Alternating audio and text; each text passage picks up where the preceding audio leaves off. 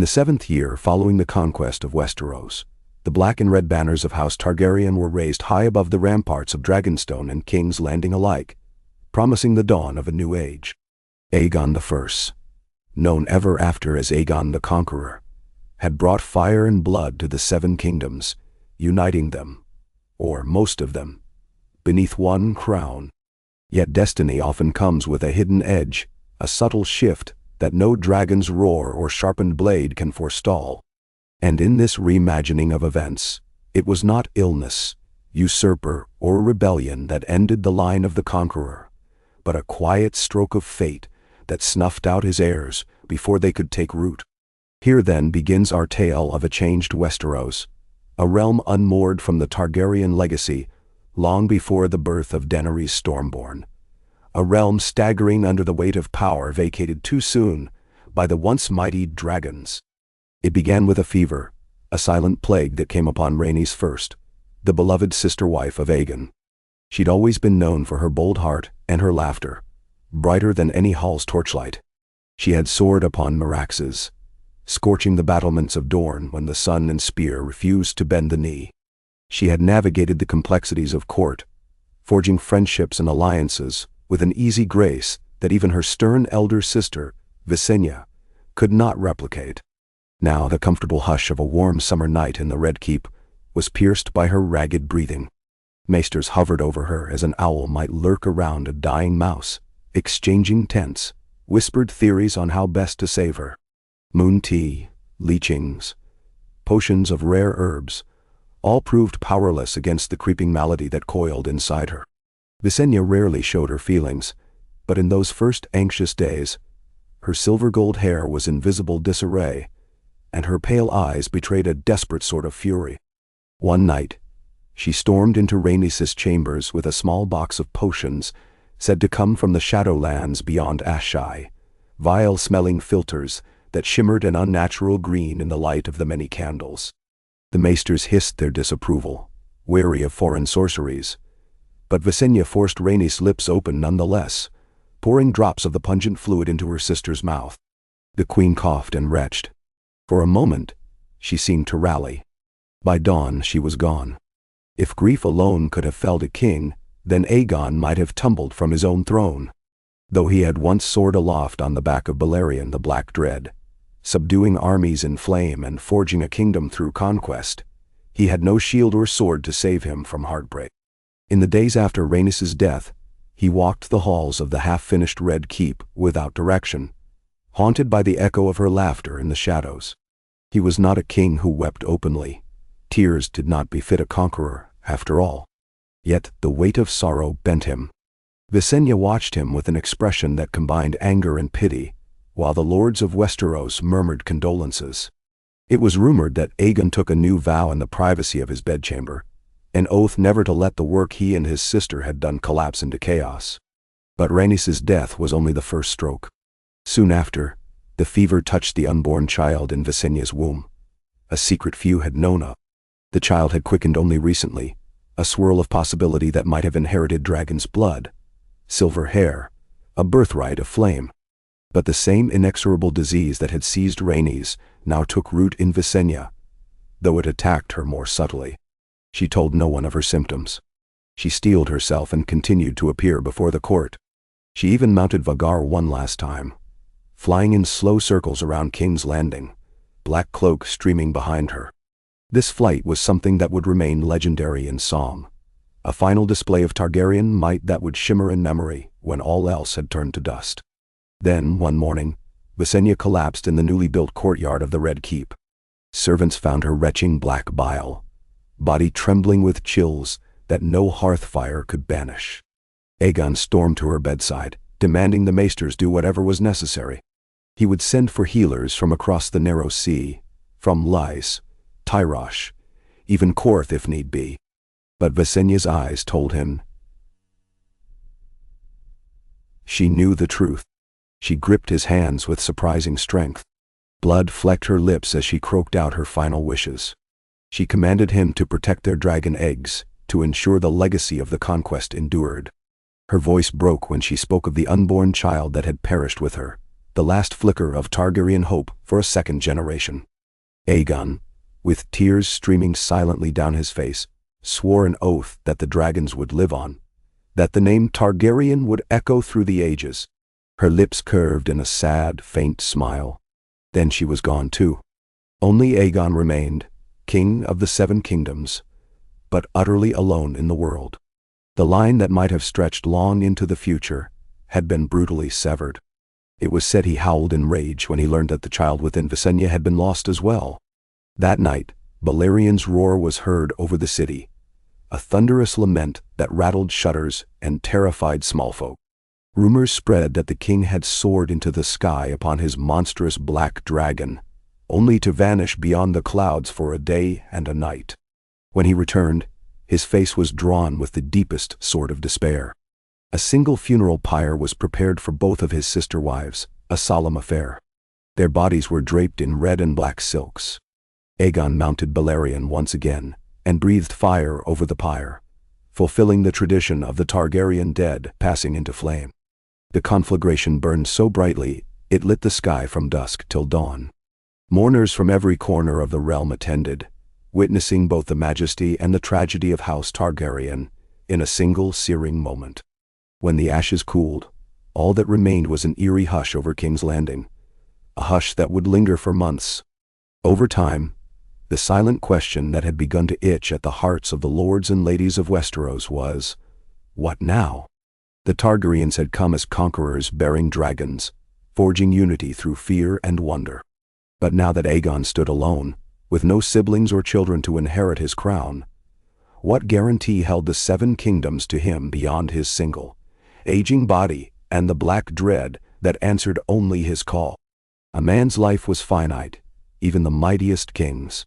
And though Balerion was formidable, a dragon's loyalty would not pass like a signet ring from one lord to another if no Targaryen blood remained. The first cracks in Aegon's rule emerged subtly. Houses that had only begrudgingly bent the knee after tasting dragonflame began to test the king's reach. Dorne, whose conquest had been left unfinished, took advantage of the fragile state of the monarchy to stage raids on the marches. The Stormlands under House Durrandon eyed opportunities to reclaim old privileges that had been stripped from them in the wake of the conquest. Meanwhile, some of the great lords, like Torrhen Stark in the north, remained steadfast in their loyalty, having sworn oaths they would not easily break. Yet even the loyal houses whispered behind closed doors that a realm held by a single man, without heirs or siblings, was as precarious as a candle in the wind. It was in the midst of this uncertainty that a new wave of conspiracies began to swirl around the king. Some whispered that Aegon might take a new wife among the highborn families of Westeros, attempting to sire an heir of half Valyrian, half Andal or First Men blood.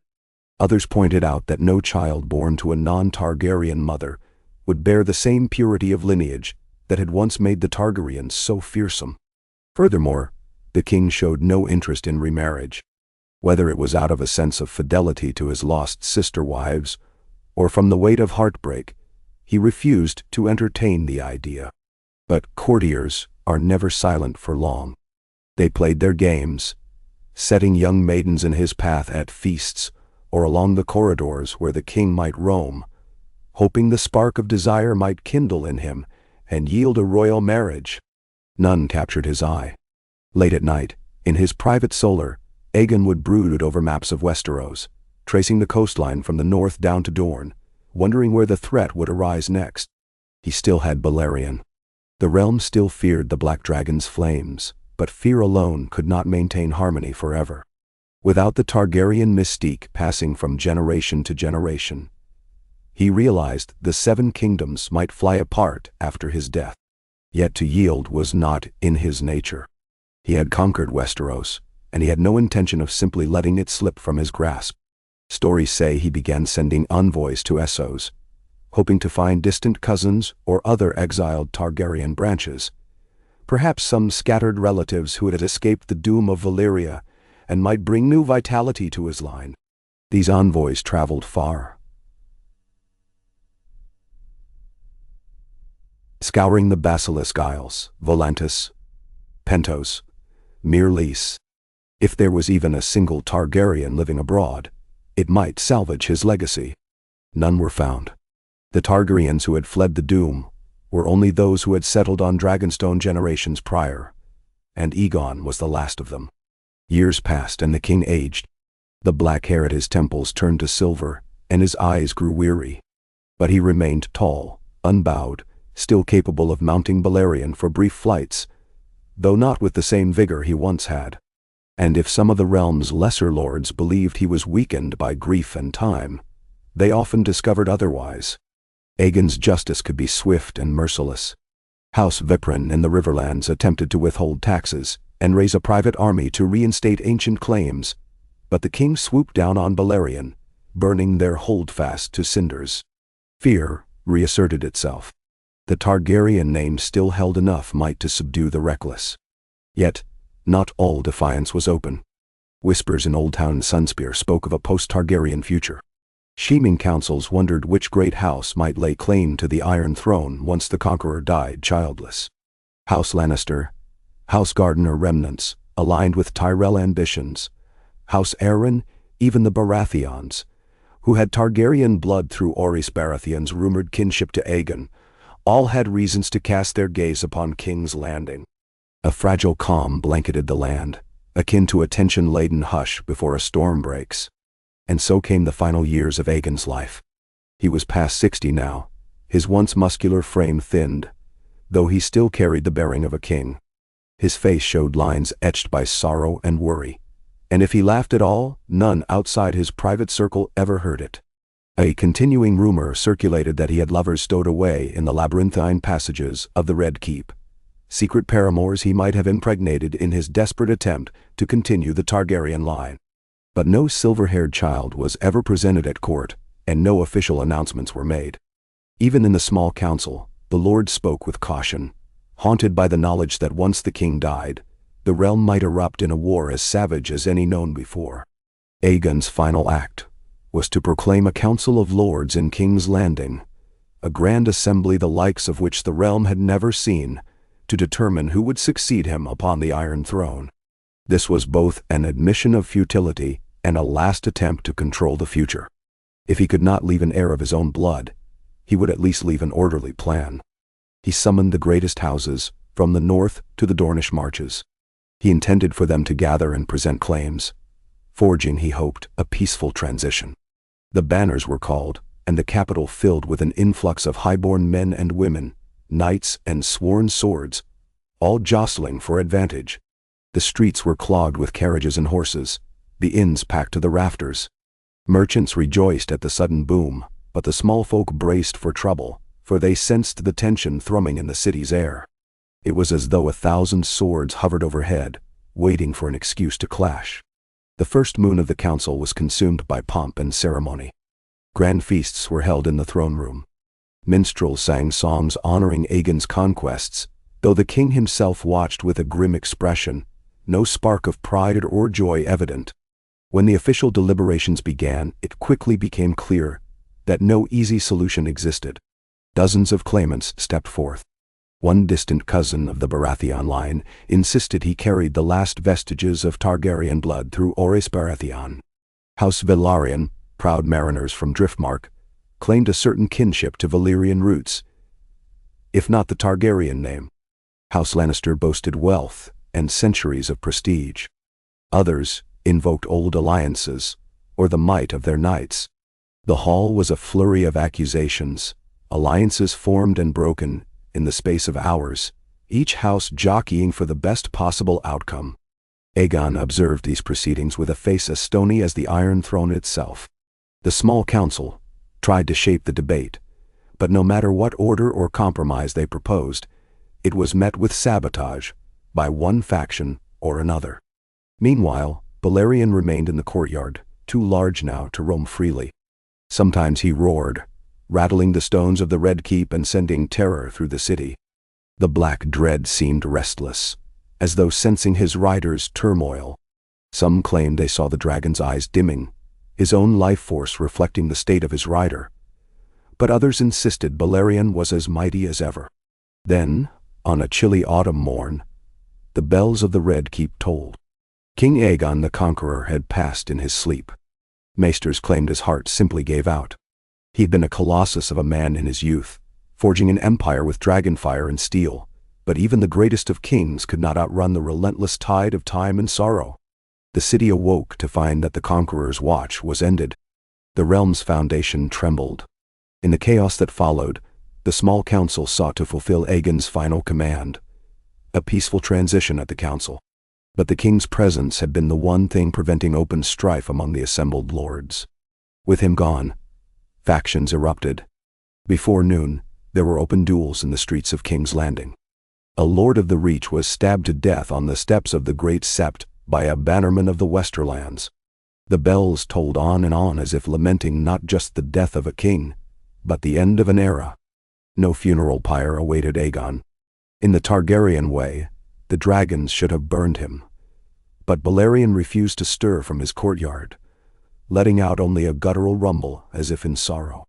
The maesters could not guess if the old dragon was ill or merely mourning.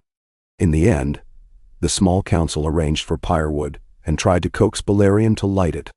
At last, with a mournful roar, the Black Dread heaved himself up, bathed the king's bier in flame, then sank to the ground again, trembling from the effort.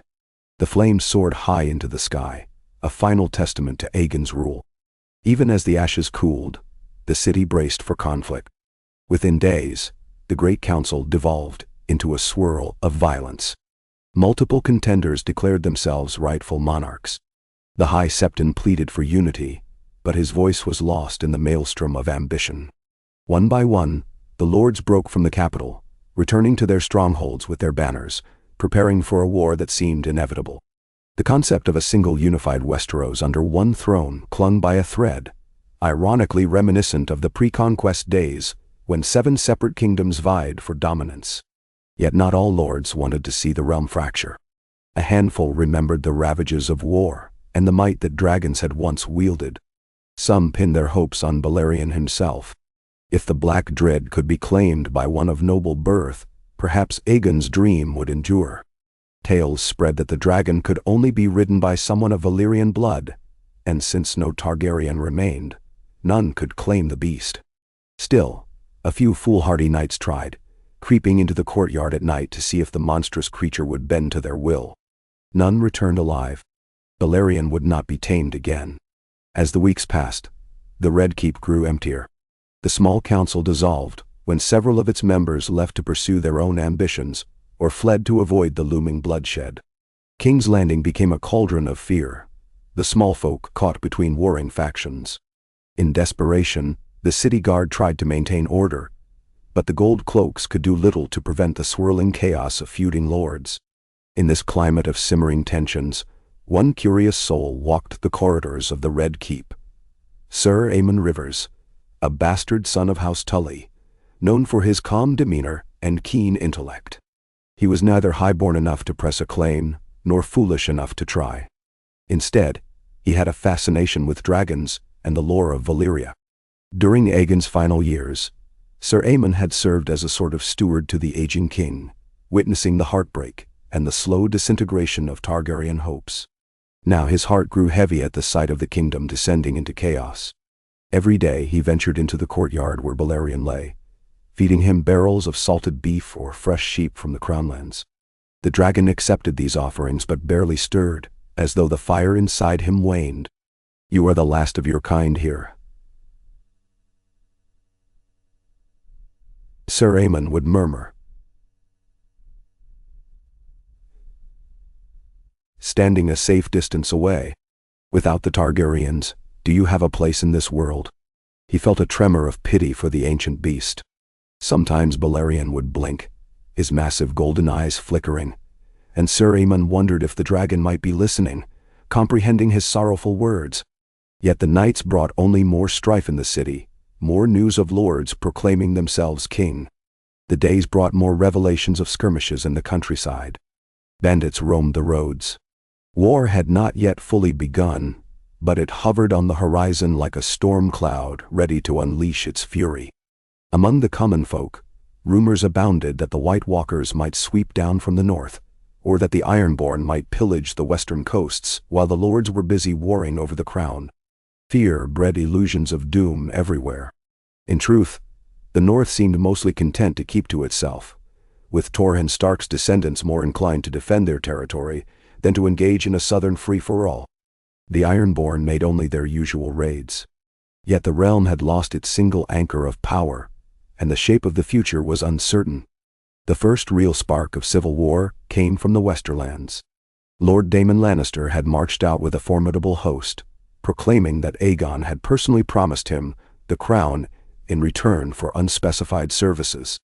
This claim rang hollow, but ambition rarely needs a robust excuse. He marched east, planning to seize King's Landing quickly before any other faction could do so. At the same time, the Stormlands mustered under the banner of Argilac Durrandon's last heirs, who had never truly forgiven Aegon's conquest. They marched north, determined to claim the capital for their own. The crownlands themselves fractured between smaller houses, each uncertain which side to support. The Vale and the Reach hesitated, forging alliances behind the scenes, while the Iron Throne itself sat empty, a monstrous seat of swords in a hall overshadowed by the memory of dragons. Sir Aemon Rivers, caught in the midst of the exodus, chose to remain within the Red Keep.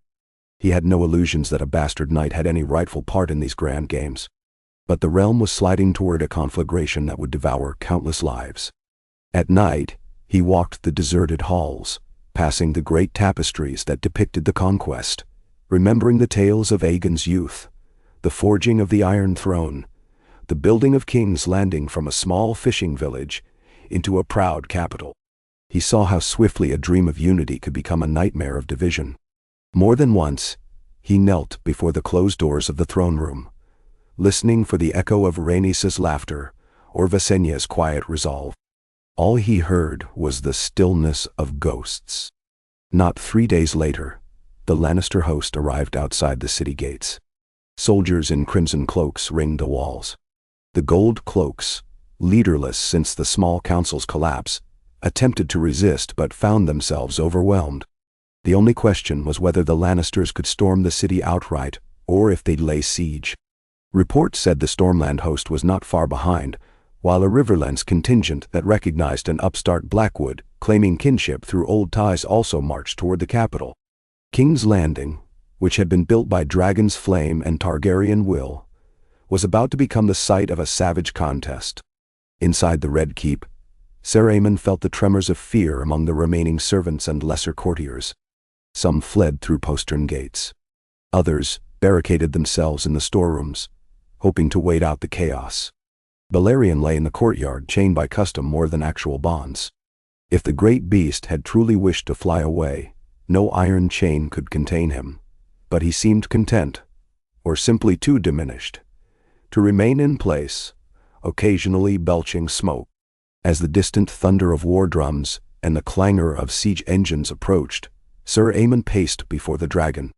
He felt an inexplicable surge of anger that the Targaryens' great work would end in a worthless bloodbath, spurred by would-be kings with no care for the realm's suffering. Aegon had died without an heir, and that was cruel fate, but it did not have to mean the destruction of everything. On the morn that the Lannister horns sounded at the city walls, the black dread stirred. Sir Aemon had been feeding him raw oxen from the kitchens, the supply nearly exhausted by the monstrous appetite. The dragon's tail flicked once, a lash of agitation, and his nostrils flared. Smoke whirled around his fanged maw, and Sir Aemon jumped back in alarm. Yet he sensed something new in the beast, an echo of the days when Balerion had soared over Westeros, unstoppable, because he was bound to a Targaryen. Though no Targaryen remained, perhaps the dragon still felt a vestige of that old purpose. Across the city, the horns blared again, louder this time. The gatehouse was under assault. The Lannister forces had built rams and catapults. The Stormlanders wouldn't be far behind. Conflict was inevitable. King's Landing would burn again, but this time from men's torches rather than dragonfire. Sir Aemon heard shouts in the yard. The captain of the Red Keep Guard had gathered the last of his men, ready to defend the royal residence, though with meager hope. The walls could hold a while, but the city had no single commanding presence. In desperation, Sir Aemon found himself drawn back to Balerion. He had no illusions that he could mount the beast. He was not of Valyrian blood, but an irrational spark flitted through his mind. If the beast was old, if he could no longer truly fly, perhaps the city's defenders could direct him somehow, use the terror of his presence to drive off the invaders. But how to accomplish that without being roasted alive? As he stood there, uncertain, the gates of the Red Keep shuddered, battered from outside. Lannister men had already broken through the city's outer walls. The courtyard filled with the cacophony of battle. Arrows zipped overhead. The clang of steel on steel reverberated.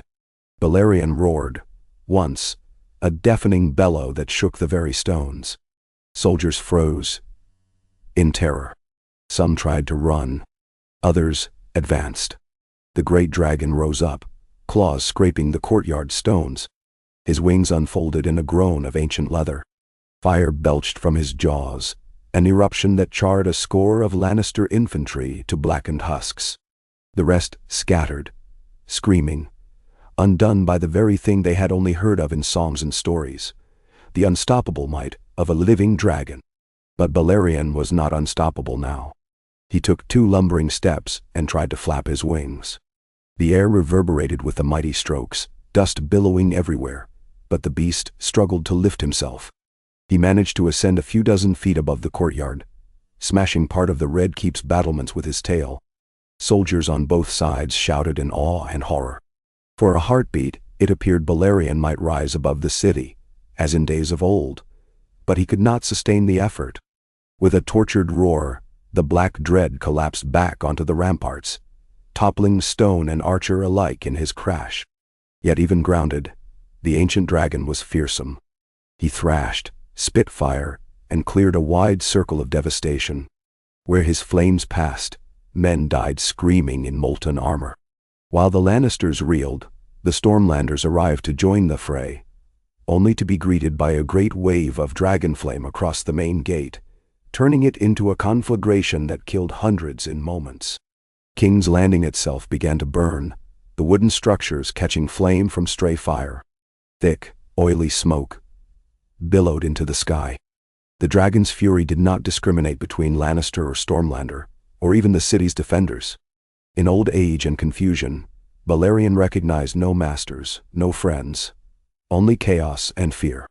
Sir Aemon stood aghast, torn between horror and an almost mad admiration for the primal power that had once shaped the fate of Westeros. His rational mind told him to flee. He could slip out through the Sally Port, vanish into the countryside, before the city was entirely consumed by warring armies and dragonfire. But something held him back, a conviction that if not he, then who would attempt to guide or calm this beast? Then, a crossbow bolt whizzed past him, and lodged in Balerion's flank. Though meager against the dragon's scales, it incited a fresh wave of fury. Balerion roared, snapping his massive jaws, his eyes wild. Columns of flame rippled toward the castle interior. Sir Aemon could hear men shrieking inside the throne room. Flames licked at the tapestries, the draperies, the wooden furniture. The Red Keep, so new, so grand, might become a tomb for all within it. It was in that moment of crisis that a faint memory tugged at Sir Aemon, stories told by Rhaenys in gentler days, about how her dragon Meraxes responded to songs and soothing words. Even Visenya had once murmured Valyrian phrases to Vhagar, a method taught to them by their ancestors on Dragonstone. Sir Aemon did not know the old tongue beyond a few snatches he had overheard. But in the swirling chaos, with flames rising around him, he summoned all his courage and edged closer to Balerion, calling out, Daenerys! Gusby! Knight Jelagon Ao! The words emerged ragged and uncertain, mere fragments whose meaning he was unsure of. He had heard the Targaryens use them to calm their mounts, or so the rumors went. Incredibly, Balerion turned his fearsome head towards Sir Aemon, nostrils flaring. The Knight of the Trident felt the scorching heat of the dragon's breath. One swipe of the beast's claws or a single jet of fire, and he would be ash. But for a flicker of an instant, Balerion did not unleash further flame. The next moment, Lannister archers loosed a volley of bolts from a far tower. Some found gaps in the beast's scales. Balerion bellowed in agony and lashed his tail, crushing masonry and men alike. Sir Aemon dove for cover. By the time he scrambled up, Balerion had begun a violent rampage toward the tower from which the bolts came. Flames poured from his jaws, setting the structure ablaze. Screams of dying men echoed across the courtyard. The madness continued. Within another half-hour, the unstoppable savage might of the old dragon had partially subsided. Balerion's hide bristled with arrows and bolts. Blood oozed from multiple wounds, black and thick as tar. The courtyard was littered with bodies. The keep's walls glowed with pockets of fire. Some parts of the castle had collapsed under the dragon's thrashing. Meanwhile, outside the Red Keep, Lannister and Stormlander forces continued to clash, the city burning around them. Through drifting smoke, Sir Aemon spotted small folk fleeing in droves, carrying children, valuables, whatever they could. The entire capital threatened to become a ruin in a single day. Amid the destruction, Sir Aemon's heart. This was precisely what Aegon had feared. A realm descending into anarchy, with no Targaryen heir to guide or check the dragon's might. The dream of unity was dying in flames. And Balerion, once the symbol of unstoppable power, had become a wounded terror. With every arrow, every bolt, the old beast weakened. Eventually, the archers found more telling targets. One well-aimed spear from a ballista slammed into Balerion's exposed underbelly. The dragon howled, toppling sideways, a great mountain of flesh crashing through a portion of the keep's outer wall. Dust and debris mushroomed into the air. By dusk, Balerion lay near motionless, gasping shallow breaths, pinned beneath fallen stone and riddled with grievous wounds. King's Landing burned red against the horizon. The city's defenders were either dead or had fled. The Lannisters and Stormlanders battled each other amidst the swirling inferno. No rightful king had emerged. Sir Aemon picked his way through the rubble, trembling with exhaustion and dread, until he stood beside the dying beast's massive head. One great golden eye watched him, half-lidded, as if aware of his presence yet too drained to react. Sir Aemon pressed a hand, small in comparison to the dragon's enormous skull, against a stretch of scale. He felt the trembling life within, felt the final exhalations of the creature that had once subjugated an entire continent. In a voice choked with sorrow, he whispered, "It shouldn't end like this." Smoke billowed around him, and sparks danced in the air. The stench of blood, charred flesh, and hot stone filled his nostrils. Balerion made a feeble rumble, then closed his eye. The breath stilled in his chest. The Black Dread was dead. In that single moment, the final ember of Targaryen majesty flickered out. A few short years ago, they had been the world's greatest dynasty, crowned by the unstoppable might of dragons. Now, the last dragon of Aegon's conquest was gone, and the bloodline that had commanded him was extinguished. The city continued to burn. War did not halt to pay respects to the passing of an era. Sir Aemon, battered and grief-stricken, staggered through the carnage, guiding the few survivors he found out of the Red Keep and toward the docks. Ships were still making frantic departures, though some burned at anchor. By the time night truly fell, the Red Keep was a gutted shell, and sections of the city had been reduced to ash. Sporadic fights continued. The Lannisters had seized the main gates, but the Stormlanders had formed a wedge near Flea Bottom. Neither side would cede ground. Embers danced in the night air like hellish fireflies. When dawn broke, it revealed the cost of ambition. Thousands lay dead in the streets. Structures blackened to cinders. High lords in gilded armor littered the same gutters as nameless foot soldiers. Over the next week, the conflict raged within the capital and beyond, as the other great houses, hearing news of the chaos, marched their armies or engaged in maneuvers meant to seize advantage. The Tullys of Riverrun, the Arryns of the Vale, the Tyrells of Highgarden, each advanced with their banners. The Martells of Dorne were slower to mobilize but eager to strike if it suited them. Westeros had cracked into warring factions, each declaring a different king or queen. Through it all, no one claimed the charred ruin of the Iron Throne. That twisted mass of melted swords still stood in the scorched throne room, half collapsed from the partial destruction of the Red Keep. But it had become a symbol now of futility, a seat that offered only death to whoever approached it. Some said it was cursed, that no man could sit upon it without being cut to ribbons. Superstition took root. Soldiers who ventured into the keep's remains told stories of ghosts, of Rhaenys weeping, of Visenya's stern visage, of Aegon's shadow glimpsed in the halls. The savage crows that picked at the fallen soared through broken windows, their caws echoing like a dirge. As the realm devolved into what would come to be known as the War of the Empty Throne, smaller kingdoms blossomed again. The Stormlands recognized their own lord as Storm King. The Westerlands saw the rise of a new king of the Rock. The Reach became embroiled in a bitter internecine struggle for supremacy. The North stood aloof, half separating itself under Stark rule. The Vale, once known for its isolation, capitalized on the fracturing by seizing some territory along the coasts. Dorne bided its time, picking off vulnerable neighbors where it could. In the chaos, countless petty kings sprang up like weeds, with claims as flimsy as a letter or an old oath. Alliances shifted daily. Castles changed hands multiple times in a single season. Mercenary companies from across the narrow sea saw opportunities for plunder and gold, flooding into Westeros to sell their swords. The devastation to the common people was immense. Fields torched, crops stolen, towns pillaged. The Seven Kingdoms began to break apart into more than seven, splintered by the absence of a unifying monarchy. The dream of a single realm that Aegon had forged with fire and blood shattered in a matter of months.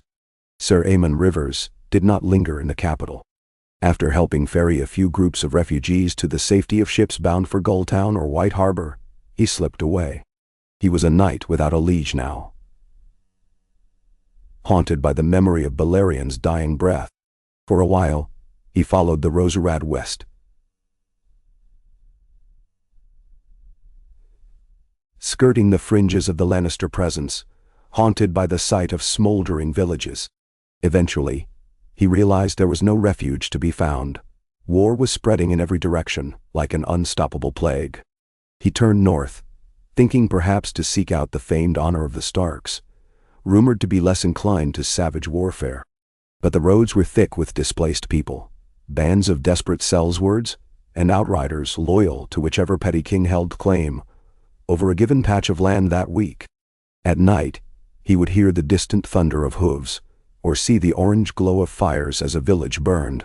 He recalled the hush of the throne room and the Red Keep, the rough edges of the Iron Throne, the faces of Aegon, Rhaenys, Visenya.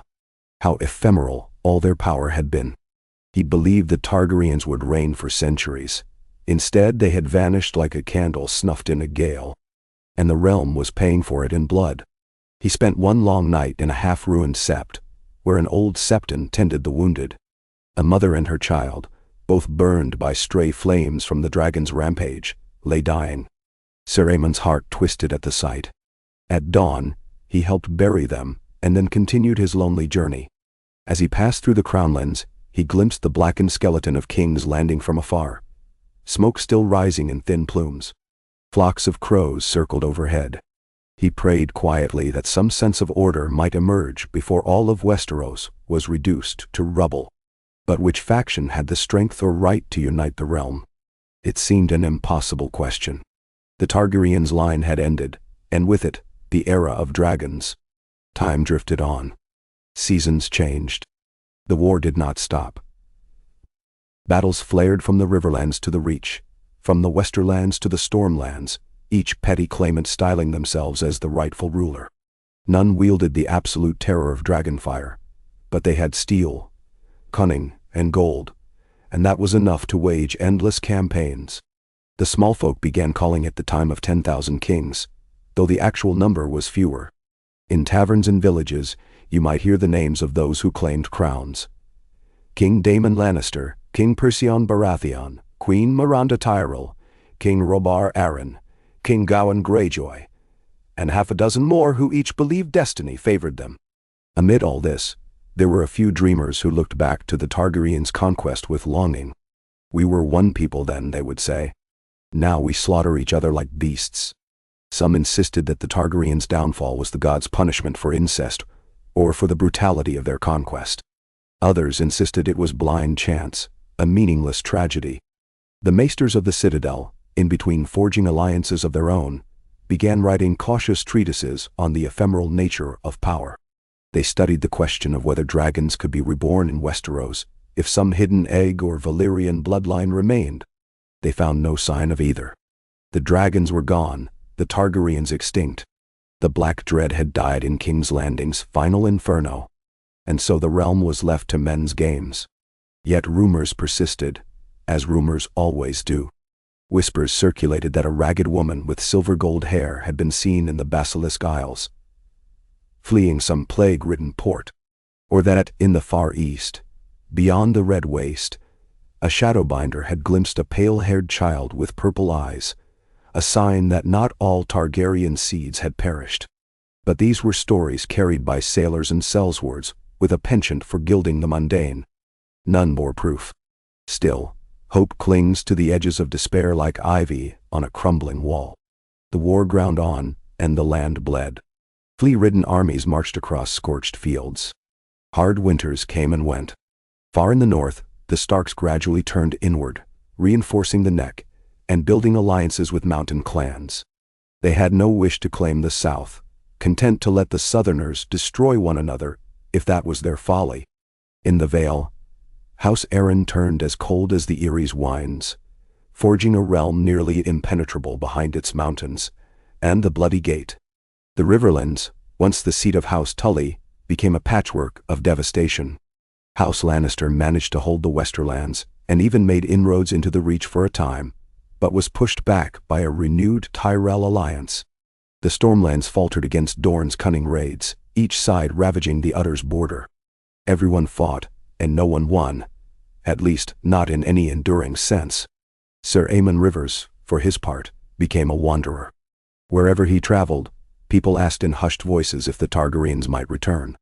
He would shake his head, remembering the pyres, the funeral, the dragon's last breath. He recounted how he had seen the line end with his own eyes, how no heirs had survived. Many wept at the telling, remembering in their own ways the lost glimmer of unity. Even if that unity had been imperfect, it stood in stark contrast to the misery that now enveloped the land. Some cursed the Targaryens for not leaving behind strong, stable heirs. Others simply mourned what might have been. Sir Aemon took no side in these arguments. In his heart, he clung to the memory of those final days, the heartbreak that had shaped a realm's destiny, and the sense that something truly extraordinary had been squandered by the whims of fate. Years passed like drifting leaves on a dark river. Men grew old, children took up swords, and the war still simmered.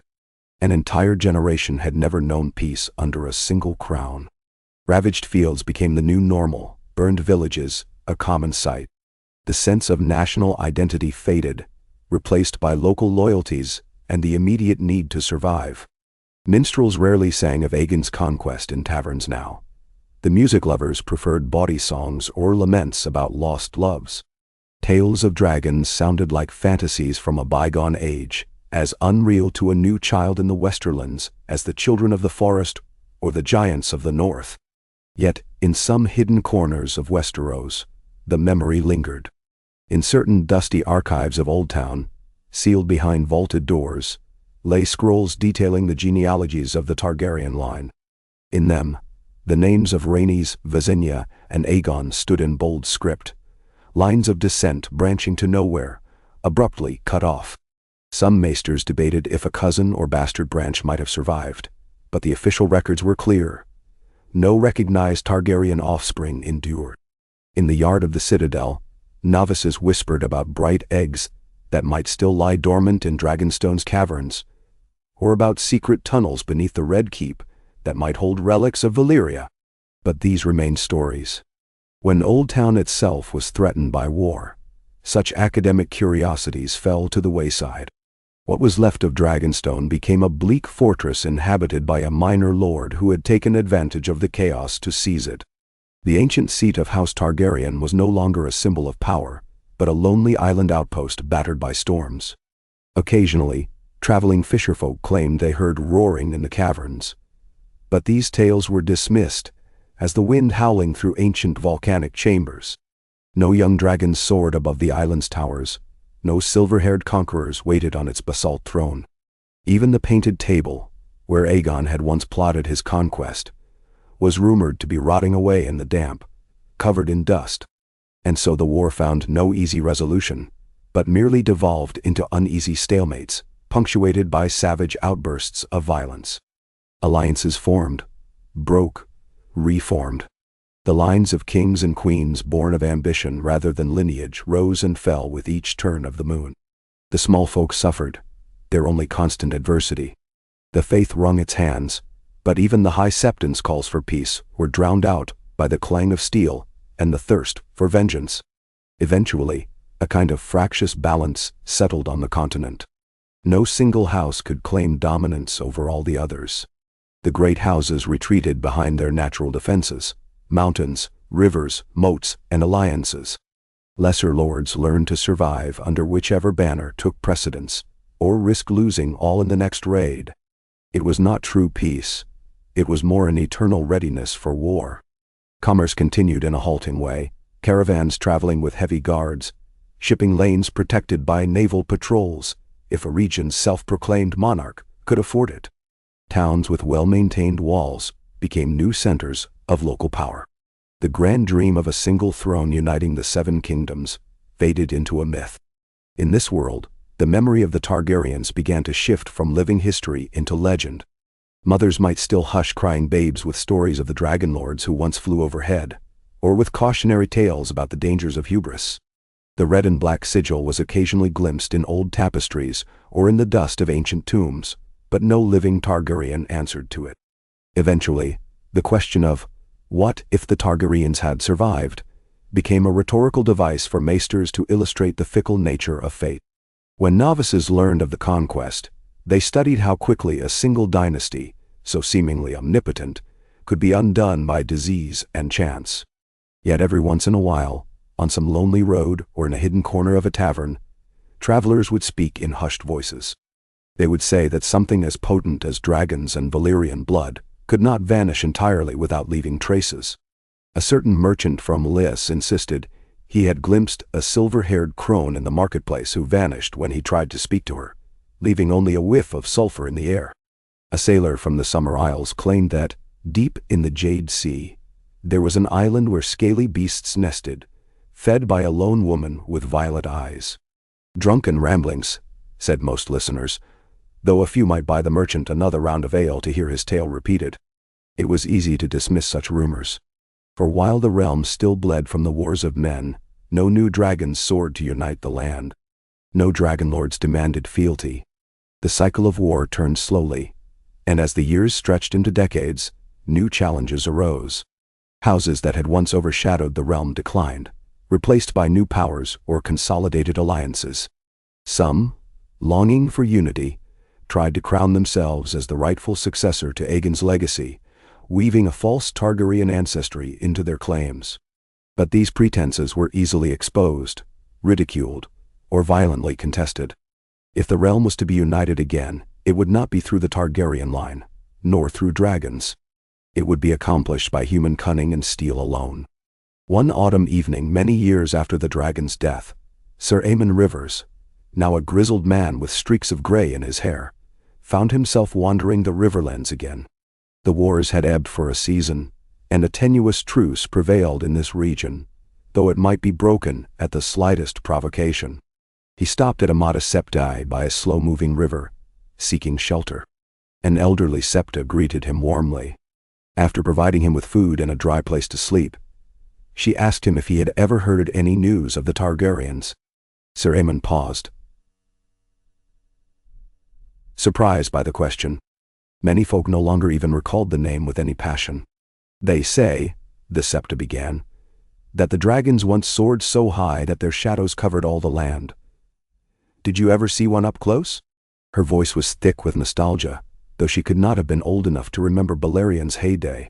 Sir Aemon sat by the warm glow of a lantern and recounted, for what must have been the 1000th time, the story of Balerion's final stand, The day King's Landing burned. The day the last living dragon of Aegon's line roared its last. His words echoed in the quiet sept, painting images of flame and ruin, heartbreak and loss. The septa listened, tears staining her wrinkled cheeks, as though she wept for a memory that was not even hers. When Sir Aemon finished, she closed her eyes. "A tragedy," she whispered. "But also a lesson, is it not? Perhaps the gods intended for men not to wield such power. Or perhaps the gods merely watch us flail in the dark." Sir Aemon replied with a hint of bitterness. "I can't say which is true." He slept fitfully that night, dreaming of swirling ashes, melted swords, and the shadow of a dragon wing cutting across the sky. Come morning, he took his leave, thanking the septa for her kindness. She, in turn, thanked him for his story, though it was not a pleasant one. "You carry the ghosts of the Targaryens with you," she told him as he mounted his horse. "Let them go, and find your own peace." He did not answer, for he had no answer to give. The Targaryens had shaped him, just as they had shaped Westeros, and their absence defined the battered realm he saw all around him. He rode on, following the river's winding path, uncertain of his destination. All he knew was that if he rode long enough, perhaps he might find a quiet corner of this broken land where he could lay down his memories. Yet as the sun climbed higher, he paused at the crest of a hill. The breeze carried the scent of harvest fields and wood smoke. In the distance, he thought, just for an instant, he heard the echo of a dragon's roar. An illusion of wind, perhaps, or a memory conjured by fatigue. Sir Aemon closed his eyes and remembered the day he had tried to calm the black dread with a few half-remembered Valyrian words. He remembered the hush that had come over the courtyard before everything dissolved into chaos. He remembered the heartbreak etched on Aegon's face when he realized his heirs were lost. It might all have been a lesson, or it might have been a senseless tragedy. Perhaps the Targaryens flew too close to the sun, as the old myth of Valyria warned. Perhaps they were simply victims of chance, undone by a fever that claimed their unborn children.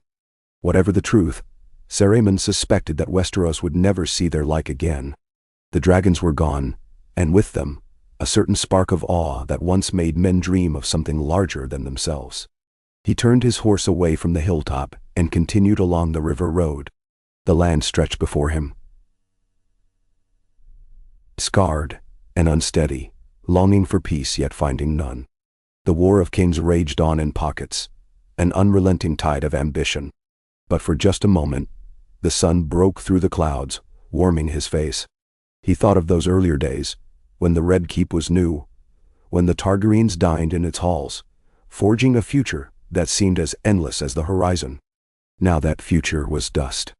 Yet life endured in the fields, in the villages, in the quiet songs of mothers to their children. One day, perhaps, Westeros might rise from its own ashes, though not on dragon's wings. In the end, Sir Aemon realized, the realm's fate lay not in the claws of mythical beasts, but in the hands of mortal men and women. And mortal men, for all their failings, would eventually decide what kind of world they wished to build amid the ruins. If they chose yet another war, so be it. If they chose to gather and strive for unity, it would be a unity carved out of heartbreak and necessity, rather than the fiery conquest of one man's ambition. The Targaryens were gone. The line of Aegon the Conqueror had ended, never to see the birth of a Daenerys or another scion who might reignite the flames of old Valyria. But Westeros was still here, battered and bleeding, waiting for the chance to be something new. So he rode on, carrying the memory of dragons as a flicker of what once was, uncertain whether it should be lamented or celebrated, only knowing that it had shaped the world. And now the world had moved on, forging a future that none could yet predict, absent the guidance, for good or ill, of fire made flesh. If destiny had a shape, it had shifted beyond recognition, leaving behind echoes in the sky and ashes on the ground, a testament to the fragile hold even the greatest kings have on the tumultuous tapestry of history.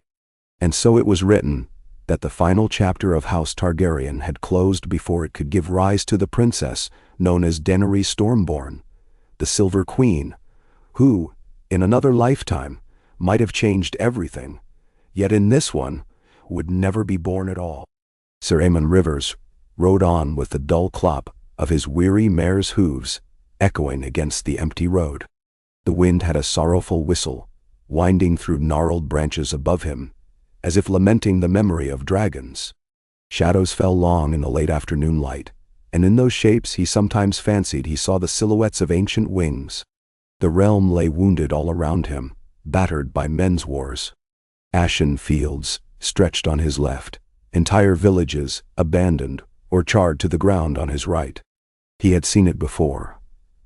This chaos that followed the death of the Conqueror and his sisters, the end of a line that once promised an age of might and splendor.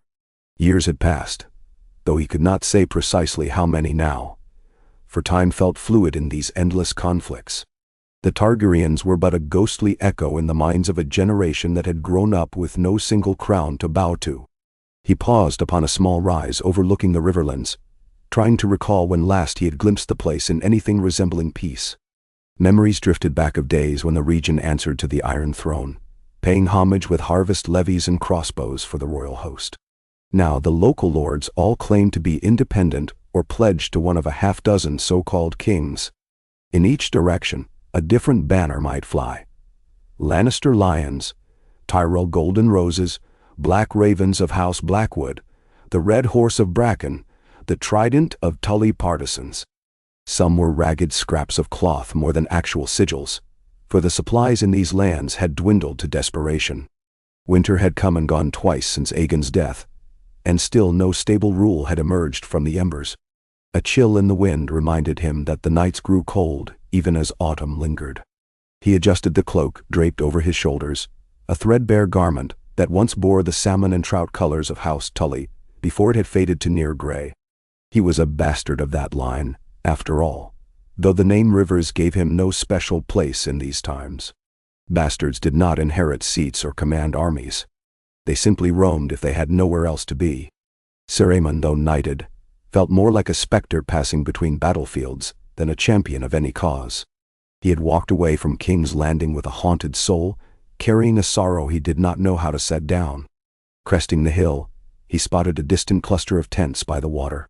Smoke rose from cook fires, and even from this far, he heard the faint clang of steel, sparring perhaps, or a scuffle over meager provisions. On reflex, he reached for the hilt of his sword. He had grown wary of stumbling into hostile camps.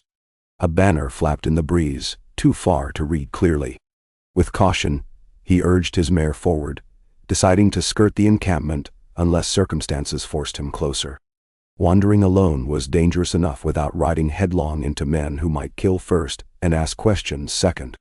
As he descended into the valley, the pungent smell of fish struck him, a half-rotten odor that said someone had tried to preserve a catch with too little salt.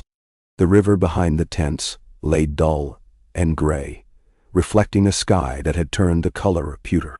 When he was but 200 yards away, he recognized the banner at last. A red horse's head on a golden field. It was House Bracken's sigil, one of the fractious Riverlands families, ever feuding with House Blackwood. If they spotted him, they might welcome him with steel. But the Brackens, for all their pride, were not the worst. He recalled that Lord Harstan Bracken had once tried to declare himself King of the Trident after Aegon's death, only to be bested by the Blackwoods in a vicious series of skirmishes. That had been some years ago. Whether he remained king or had become a mere lord again, Sir Aemon did not know. He almost resolved to circle wide and avoid them, but a stray breeze carried the sound of moaning. A wounded man or woman near the perimeter of that camp. His conscience pricked him, that old sense of duty. During peacetime, knights were meant to protect and serve. In these times, that code seemed a remnant from stories. Yet Sir Aemon could not quite let it go. Nudging his mare forward, he drew a deep breath. If the Brackens decided to kill him, so be it. He had faced death many times before. As he neared, the watchers at the edge of the camp turned to regard him. They were young men, no older than 5 and 10, clad in mismatched armor. One had the partial plating of a half-dislodged breastplate, the other wore a jerkin of boiled leather. Their eyes showed the dull wariness of youths who had already seen too much. Sir Aemon raised his empty hands to show he meant no harm. They demanded he dismount and state his purpose. I heard a cry. Sir Aemon replied evenly, gesturing toward the tents. Someone is hurt. I would offer aid if I can. They exchanged glances. One spat on the ground and said, "We've enough healers, old man. But if you want to chance an arrow in your back, you're welcome to step inside. Mind you, Lord Harstand's in a foul temper. Our last 2 hunts came up near empty, and the saltfish is spoiling." Sir Aemon nodded. "I'll not trouble you long. My name is Aemon Rivers, a knight once sworn to, well, to a vow that's now dust. I come in peace. Men, sire." The guards waved him on, likely deciding a lone traveler posed no threat. The battered tents sprawled in a half-circle near the riverbank, and it became immediately clear that disease or hunger had settled here. Pale faces peeked out of tent flaps, children and women who looked terrified or desperate. The moaning he'd heard came from a row of makeshift stretchers, where wounded men lay.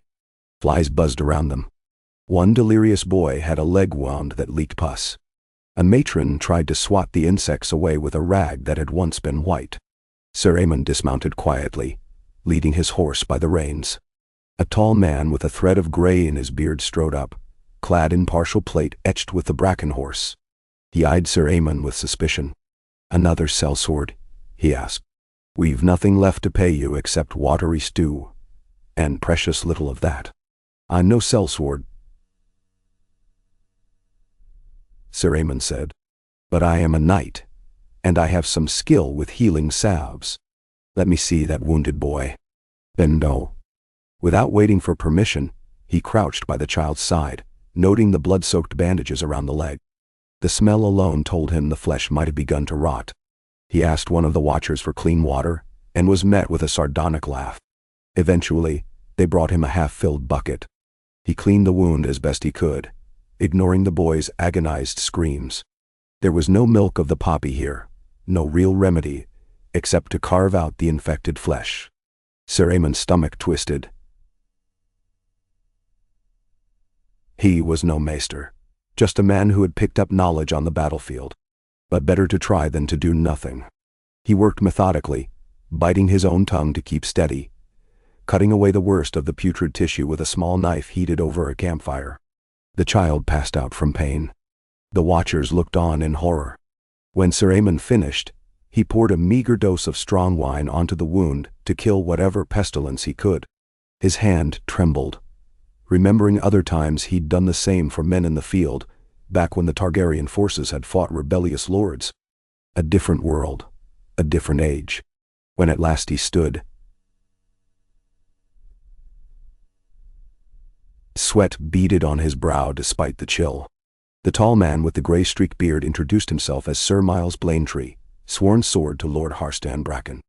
He gestured for Sir Aemon to follow him to a sagging pavilion that served as the Lord's command tent.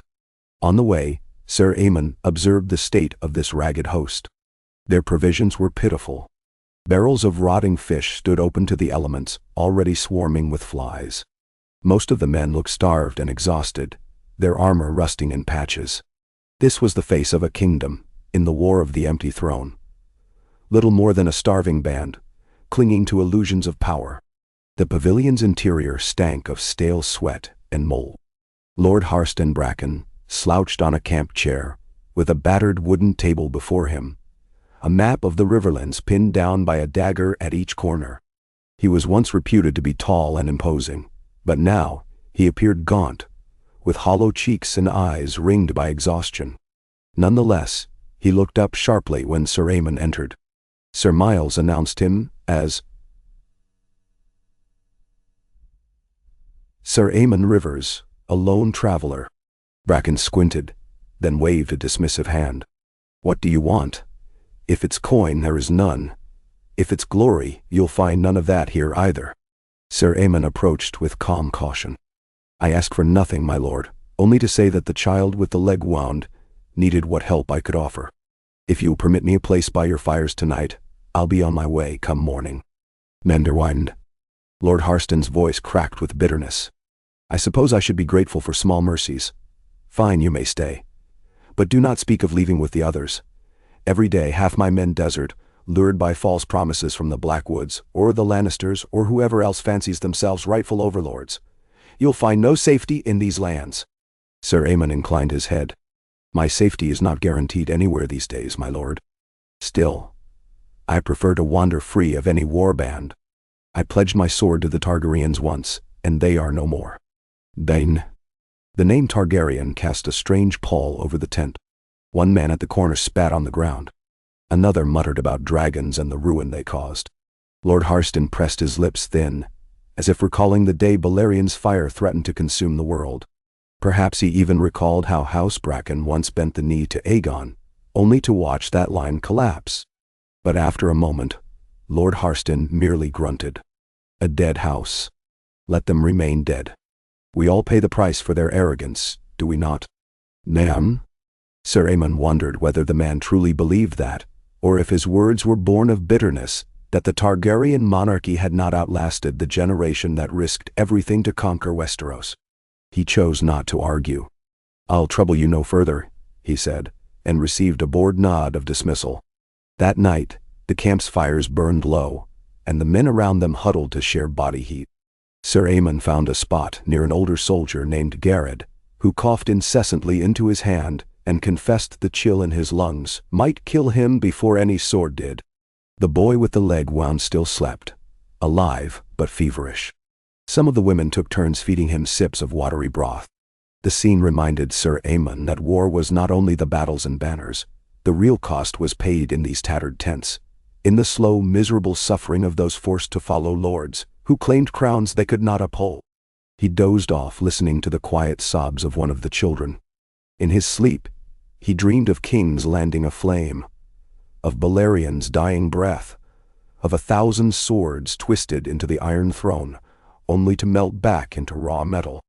He heard Rhaenys' laughter echo as if carried by the wind across Dragonstone.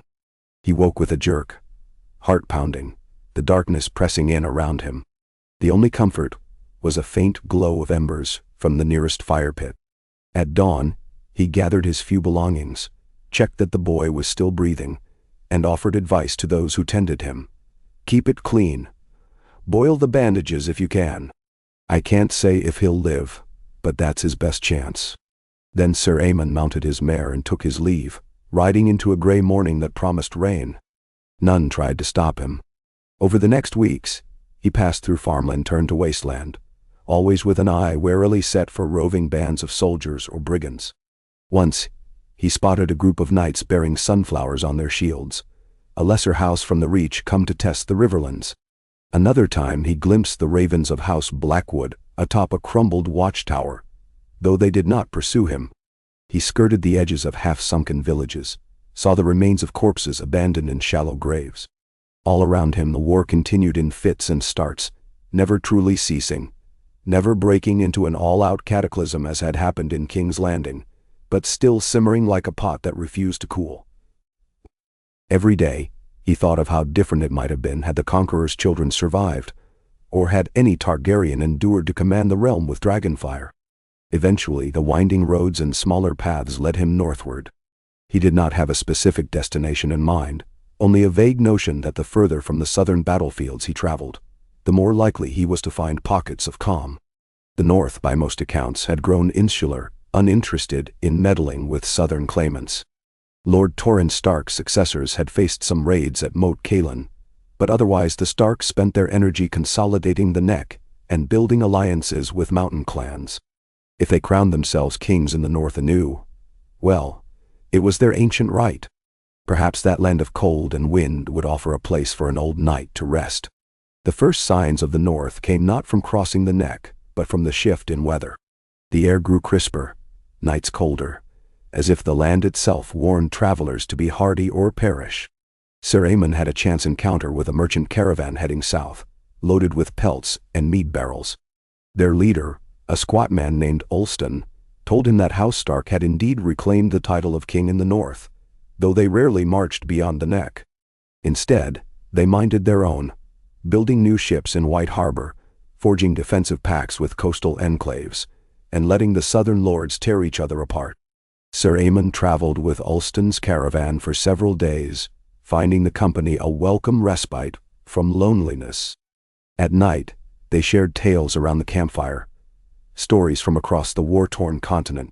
Some recounted the sacking of Highgarden by a Lannister force, only partially successful, for the Tyrell defenders had turned the tables. Others spoke of the Stormlands and Dorne locked in brutal skirmishes along the disputed marches, with no resolution in sight. When the conversation veered toward the Targaryens, as it occasionally did, all spoke with the detached wonder of children discussing a fable. Sir Aemon, who had seen the final dragon die, kept silent.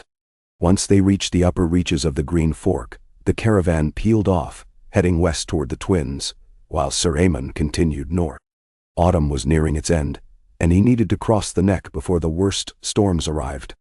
He pressed on, following muddy roads through marshy terrain, mindful that bandits or crannogmen might lurk. But the neck, while dreary, was oddly peaceful compared to the devastation he'd left behind. The few villages he passed seemed intact, their dwellers wary, but not starving. Rumor had it the Starks enforced their laws with a firm hand, punishing raiders who harried the local folk. If so, that alone separated these lands from the chaos of the south. After many damp days and cold nights, he finally sighted Moat Caelan's ancient ruin in the distance. Broken towers jutted like rotted teeth from a fortress that once stood mighty. A battered Stark banner flew from one of the better-preserved ramparts, flapping in the icy wind. Beyond lay the north proper, with all its promise of frigid solitude and rumored independence. The causeway that led to the fortress was riddled with standing water and slippery moss, a treacherous path for horse and rider. 2 men stood guard at the near side of the causeway. Both wore the gray direwolf sigil on their cloaks. As Sir Aemon approached, they eyed him closely, one shifting his grip on a spear. "Your name and purpose, traveler?" He halted a good 10 paces away, lifting his hands to show he meant no harm. "I'm Sir Aemon Rivers, a knight from the south. I seek passage through to the north." The older guard frowned. "We've had your kind come through claiming any number of things. Some saying they only want peace, others stirring trouble. Why do you want to go north?" Sir Aemon met his gaze. "I seek quiet. I am tired of the war that ravages the south. I thought perhaps the Starks would grant an old knight a place among them, or at least let me pass in peace." "Bow." The guard studied him for a moment, then looked at his comrade. After a brief exchange of nods, they let him dismount and search his saddlebags. Finding nothing suspicious, a single sword, a few salves, dried rations, they returned his gear and waved him on with a warning. "Mind yourself in Lord Stark's domain. We don't take kindly to troublemakers. If you mean peace, you'll find it if you keep your head down." Moat Caelan loomed as he led his mare along the slippery stones. Broken archways overshadowed him like the bones of a dead giant. Once, this fortress had repelled countless invasions. Now, a token garrison of Stark men held it, posted more as a formality than for real defense. A handful of them warmed their hands by braziers in the courtyard. They watched him with suspicion but allowed him to pass unchallenged. Beyond the fortress, the causeway stretched into open marshland that gradually gave way to pine forests and rolling hills. The further he traveled, the crisper the air felt, the more subdued the land became. No armies churned the dirt here, no hastily erected siege engines or plumes of black smoke. It was as though the north had quietly sealed itself off, content to let the rest of Westeros devour itself. He traversed a pine wood and emerged onto a rutted road that led toward the distant seat of House Stark. Wolves howled at night, sending chills through his spine as the wind scoured the landscape. With each passing day, the temperatures dropped further. Sir Aemon found himself longing for a real fire and a sturdy roof. The roads were eerily empty, save for a few fishermen or foragers who greeted him from afar, but did not linger to chat. The hush of the north reminded him of a high-ceilinged sept, vast and reverent, as if the land itself was an altar to old, primordial gods. Eventually, his journey brought him within sight of Winterfell's walls. It was a squat, sprawling fortress, its granite walls thick and unyielding. Steam rose from the hot springs that laced the grounds. Guards in stark livery patrolled the ramparts. Where King's Landing had once bustled with crowds and commerce, Winterfell appeared solid, disciplined, a bastion of calm in a realm unmoored. At the gates, the sentries halted him again. He stated his name and purpose, uncertain if the Starks would care. But after a lengthy wait, word came that Lord Brandon Stark, the man who now styled himself king in the north, would grant him an audience. Sir Aemon tried not to let nerves show. He had not stood in a lord's hall to make petition since King Aegon's dying days. The memory unsettled him. Winterfell's courtyard buzzed with the activities of daily life, but there was no frantic desperation. Smiths hammered horseshoes. Stable boys led shaggy northern horses. A group of men practiced archery with a calm precision. Once stabled, Sir Aemon was escorted through stone passages lit by torches and warmed in part by the labyrinth of hot springs that ran beneath. The keep exuded a solemn dignity. At length, he emerged into the great hall, a wide space with pillars of oak and massive braziers to fend off the chill. At the far end stood a dais where Lord Brandon Stark waited, clad in furs, a bronze crown etched with the snarling head of a direwolf resting upon his brow. King in the north, Sir Aemon reminded himself. He had to think carefully how to address the man. Brandon Stark had a reputation for even-handedness, but also the typical northern tenacity. Drawing close, Sir Aemon dipped into a modest bow. The watchers lining the hall, northern lords, sworn swords, observed with quiet interest. "My lord," Sir Aemon began, then corrected himself. "Your Grace, I beg pardon. I am Sir Aemon Rivers, a knight who has come from the war-torn south. I seek only refuge from the endless strife." Bah! Brandon regarded him levelly, gray eyes as cool as the wind outside. He was a man of middle years, with a strong jaw and hair salted with early flecks of white, rumored to have fought at Moat Cailin against multiple attempts by southern lords to cross into the north. "We do not stand on ceremony here," he said at last, voice deep. "A man's worth is measured by his deeds, not his words. You claim you're a knight. Did you serve one of the southern kings?" "Memsi. I served King Aegon Targaryen once." Sir Aemon said, hearing a slight murmur run through the hall. But that was before his line ended, and the realm fell into chaos. "Since then, I've pledged to no one. I have simply tried to do what good I can in a land consumed by war." Brandon's eyes narrowed. "You were with the Targaryens, then you saw King's Landing burn?" A nod. "I did, Your Grace. I saw the last dragon die." That brought a hush, a sense of old fear drifting through the onlookers. The name Targaryen still carried weight in the north, if only as the memory of a once great threat. Brandon's gaze flickered with something akin to pity. I have heard the tales. Men say the city is half ruined now. They say armies continue to fight over an empty throne. That's all the South is to me. Broken ambitions." A guard near the dais stepped forward, murmuring advice. Brandon waved him off. "We do not turn travelers away without cause," he said. "But know this, Sir Aemon, if you sow trouble here, you will find the north quick to uproot you. Is that understood?" "Memsau." Sir Aemon bowed his head respectfully. "I understand, Your Grace. I want no trouble. Let me earn my keep if you will permit it, guarding your hold, riding with your men, whatever you see fit." A faint smile touched Brandon's lips. "You speak plainly, and that I appreciate. Very well. You shall remain here a time, proving yourself if you can. The winter may be harsh, and extra swords are always welcome, provided they remain loyal to me while under my roof." With that, the king stood, turning to confer with his advisors, leaving Sir Aemon to be escorted away. That was how Sir Aemon Rivers became a guest, some would say retainer, in Winterfell. He was given a modest chamber in a side tower, warmed by the hot springs. The next days blurred into a new routine. He took meals in the hall, rarely near the dais, usually among sworn swords or lesser lords. He assisted in training younger men in swordsmanship. Now and then, he offered suggestions for improved camp discipline or healing methods, gleaned from his years drifting through war camps. Though some eyed him with suspicion, he was, after all, an outsider from the South. He found that many appreciated his calm demeanor. The North was not the savage wasteland some Southerners believed. It had its own sense of honor, less gilded in ceremony, more direct in action. One afternoon, as he practiced sword drills in the yard, a man approached him, clad in dark gray leathers with the stark sigil pinned at the shoulder.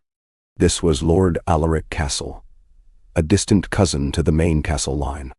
He served as master-at-arms for Brandon Stark.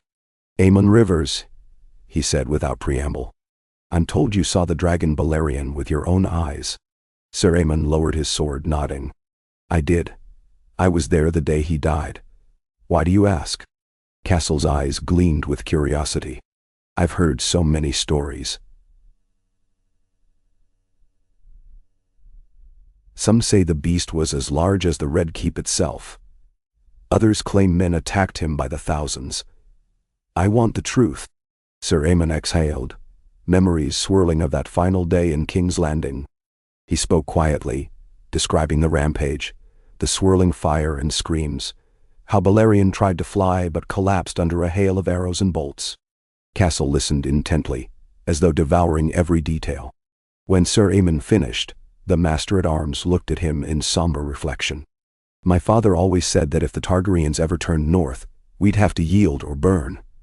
But it never came to that. We were spared the worst.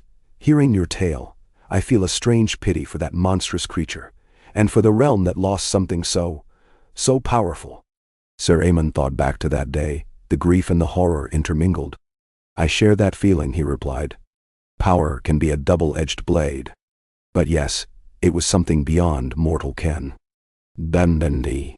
Castle nodded and clapped him on the shoulder. "If Brandon Stark sees fit to keep you here, you'll find the North a stolid place, but not without its own brand of loyalty. Just mind you keep to that loyalty if you stay." As the weeks passed, the north winds blew colder, and a light dusting of snow began to cloak the courtyard in white. Sir Aemon settled into a cautious contentment. He took daily meals in the hall, sipped the hearty northern ale, and occasionally joined short patrols to outlying villages. It felt almost like a life of purpose again, a far cry from the drifting he had done while mourning the Targaryen downfall. He found satisfaction in training a handful of squires, teaching them forms that might keep them alive in battle. The cold stung, but it was an honest sting, not the suffocating fear of endless war he'd known farther south. During one such patrol, he rode with a small company into the Wolfswood to investigate rumors of bandits. The forest was a maze of tall evergreens, frost crunching underfoot. They did indeed find a ragged group of brigands who had been stealing from remote farmsteads. Led by Castle, the Stark's men fought them off. Sir Aemon's sword skill proved invaluable, and he dispatched 2 bandits while capturing a third. When they returned to Winterfell with prisoners and recovered goods, Castle spoke well of him to Brandon Stark. In return, Brandon, ever cautious, merely nodded, offering a curt, "He did as a knight should do." Yet that same night, in the warmth of the great hall, the king called Sir Aemon to sit at a table near his dais. They spoke in subdued tones, while hounds dozed around the hearth. Brandon admitted, "I distrust outsiders, but you've shown yourself stalwart. You have no ties left in the south." Sir Aemon hesitated. "No, my ties died with Aegon. I have no land, no claim. The Tullys of Riverrun are scattered, trying to hold their own or swearing to one petty king or another. There is nothing for me there. My loyalty belongs where I can make a difference." Brandon studied him over the rim of a horn of ale. "Good. I need men of skill and level heads here. Times are uncertain." He leaned forward, lowering his voice. "You know the South better than I. Does the war show any sign of burning itself out?" Sir Aemon shook his head. "None, your grace. Each region has crowned its own king or queen. They see no reason to yield. I fear it may go on for a generation. The Targaryens once held them all in check, by fear or by awe, and now that fear is gone." Brandon grimaced. Then the North will remain apart. We have no need for their empty throne, not if it costs thousands of lives. Let them devour each other. Nem?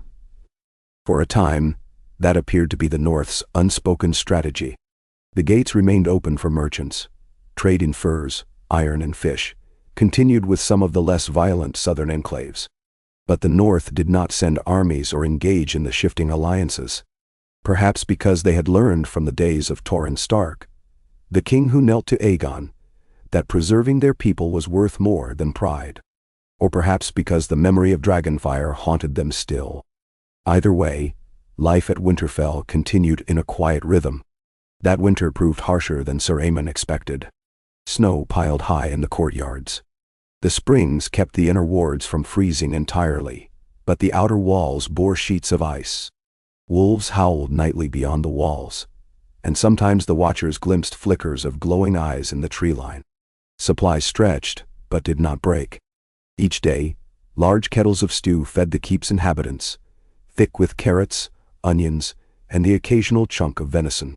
The stark honesty of the place soothed Sir Aemon's war-weary soul. He found himself forging friendships with the men who shared in the daily chores, from blacksmiths to huntsmen. When the snows finally began to melt, bringing a cold slush to the courtyard, Sir Aemon felt a faint stirring of restlessness. He had found temporary refuge in Winterfell, but he wondered if the rest of Westeros might ever see a glimmer of peace. He had no illusions that one old night could end the War of the Empty Throne, but the pangs of conscience still gnawed at him. So many people in the South were starving, dying, caught between petty kings. At times a mocking whisper in his mind asked, "Am I just hiding here?" One day, he found himself in the Godswood, that ancient grove at the heart of Winterfell. The red leaves of the weirwood swayed around him, the carved face seeming to stare into his soul. Snowmelt dripped from the branches, creating a constant patter on the mossy ground. Sir Aemon closed his eyes, letting the quiet envelop him. He recalled how Rhaenys once spoke of the old gods with a curious fascination. She had been all laughter and bright eyes, claiming to prefer dance and song to the austere worship of stone. Now that memory felt lifetimes away. When he opened his eyes, he noticed he was not alone. King Brandon Stark stood there, silent as a wolf, furs draped over broad shoulders. For a moment, they regarded each other. Then Brandon spoke. "Do you pray here?" Sir Aemon gave a small shrug. "I do not know how. My faith has wavered since I saw what men can do to each other." Brandon nodded slowly. "War does that. Even we Northerners, who hold to the old gods, question them at times. But still, we come here to reflect on what might be beyond mortal understanding." "Then, Anne?" Sir Aemon gazed at the ancient face carved into the weirwood. "I reflect on what was and what is lost. Sometimes, I cannot fathom how the realm fell so completely after the dragons died." Brandon's eyes were distant. Dragons were never meant to be the sole thread holding men's wills in check, but it seems they were. "I have no love for southern squabbles. My father told me often that the Targaryens subdued us all with fear of flame. Now that fear is gone, men revert to what they always do. War." "Now, perhaps," Sir Aemon said, the memory of Balerion's final roar echoing in his mind. "But was there not also awe, Your Grace? A sense of wonder and possibility?" Brandon's mouth twitched in a half-smile. Perhaps. But I never saw them in their glory. Only heard songs." He turned to face the night fully. "Would you ride south again?" The question caught Sir Aemon off guard. "If you asked me to, I would. But you suggest I go to meddle in that war.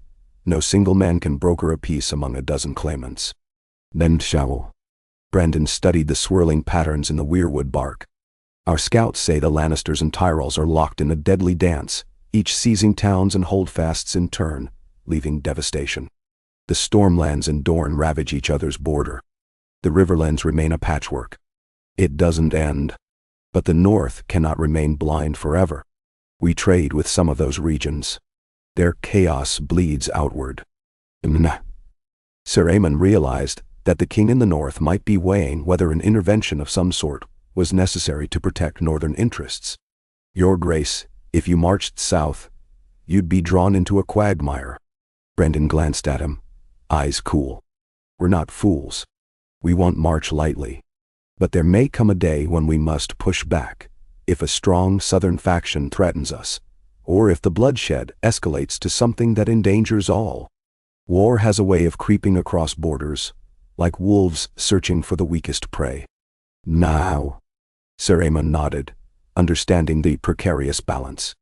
If that day comes, I stand ready for what it's worth. The king offered a grim look, then departed the godswood, leaving Sir Aemon alone with his thoughts.